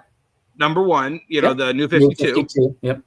But that was literally a situation where that book was so good for so long that people who wanted to own it because they've read the trade paperback, they owned 2 through 30. That it was the single-handedly best run of Batman in 20 years. All of a sudden, it was about reading it, but it went up because they were reading it. There's no reason, you know what I'm saying? Right. Why is Saga #1? Saga, yeah. With Saga #1 with 10 reprints of #1. You can buy the dollar image book. You can buy printing 2 through 50. But Saga #1 is still a marquee book because it is a solid read. And then you want to go over and fill it in. Why the Last Man, even though it's on Buy the Dip, why the Last Man #1 is still $100 9.8 or $200 9.8? Do you remember Starman? Do you remember the Robinson Starman run? Robinson Do you remember Starman. how good that was? And at that time, it was it never translated to value. And it translated to value at the time. But then, like, after it ended and it wasn't being written anymore, the value died. And I have had something happen over the last couple, maybe months, that has blown me away. I've seen more people say, "I don't give a shit what's on the inside. I just want the cover." Yep. And it's like, what? That's never been a comics thing where they come out and say, well, yeah, I'll read it, I'll check it out, but I buy it more for the cover. Now it's I could care less what's on the inside. It started when a 9.8 was a 9.8 is $100, and a 9.6 is slab cost back, and a 9.4 you might as well crack it out and sell it raw. Yep. It happened when literally the same thing in the card world. If you don't get a PSA 10. Most things are worth the raw price at PSA 9 now. Yep. You know, and it's when people started caring about the condition over the content. Yep. I would love to do a great thing and take a art journal book and put all blank pages inside, right? And don't tell anybody. Just the cover. And don't tell anybody, and see how many books actually come back. Hey, Jesse, shut up. We're doing this, but we can't. We got to sneak it. We got to do it like in the next 6 months and just surprise people. Yeah, exactly. I guarantee you, none would come back because I got this cover. Oh my gosh! And again, Jesse, that might be the most diabolical thing you've ever suggested, and I love it. Yeah, and so. That's where we're at. So as comic book sellers, we have to accept that the sequential buyer is not coming in looking for cover Bs. They're looking for issue 1. They're looking for issue 5. And so Brian is right when they became ratio comics and all that. But I would almost say, cover A and B. There's a great article I wrote about when DC decided to do everything is cover A and B. And I did an article saying I would never buy a cover B, and I guarantee no one will ask me for a cover B. And no one did, right? Because if you just give them what's there, they're fine. But sequential buyers are the key to comics, and we need to make sure. And that's why when Starman hit issue 80 and Robinson didn't give a shit anymore, the readers stopped giving a shit. They could buy a trade paperback 1 through 5 hardcover and get the entire story. There's no need to buy #1 at an inflated price. Sure. And here's, you know what, Dennis? Here's the perfect thing to end on, you guys. I want to know how many people out there actually know what Starman is. I want to know if there's actually people that know what the Robinson Starman is. I want you to say the comment below because we're ending the show. We are 3 hours in. I want to say thank you to every single one of you that hung out with us today. If you're checking this on the replay, please give a sub if you're not subbed up already. We got a great show next week. Who do we got next week, Jesse? We got Ryan Kincaid. And Dennis? Great guy who has now jumped into doing his own exclusives with DC, I believe it is. He has his own exclusive line. I've known Ryan, for 15 years. Great guy. So that is my guest next week. And then Dennis has also a experiencer guest on as well. Yeah, Alan Stewart from Hall of Heroes. He's a comic retailer. He's a comic publisher, and he's a comic museum owner, pop culture comic book museum owner. Somebody I've known roughly about what he has done for 30 plus years. And we're going to get deep dive into his entire history. And like I said, I'm bringing on people that I want to be surprised by and people I know will surprise the audience. Amen. Okay. Much love, you guys. Make sure you guys check the links below. Go follow this guy right here on eBay Live. He's got a show basically every night.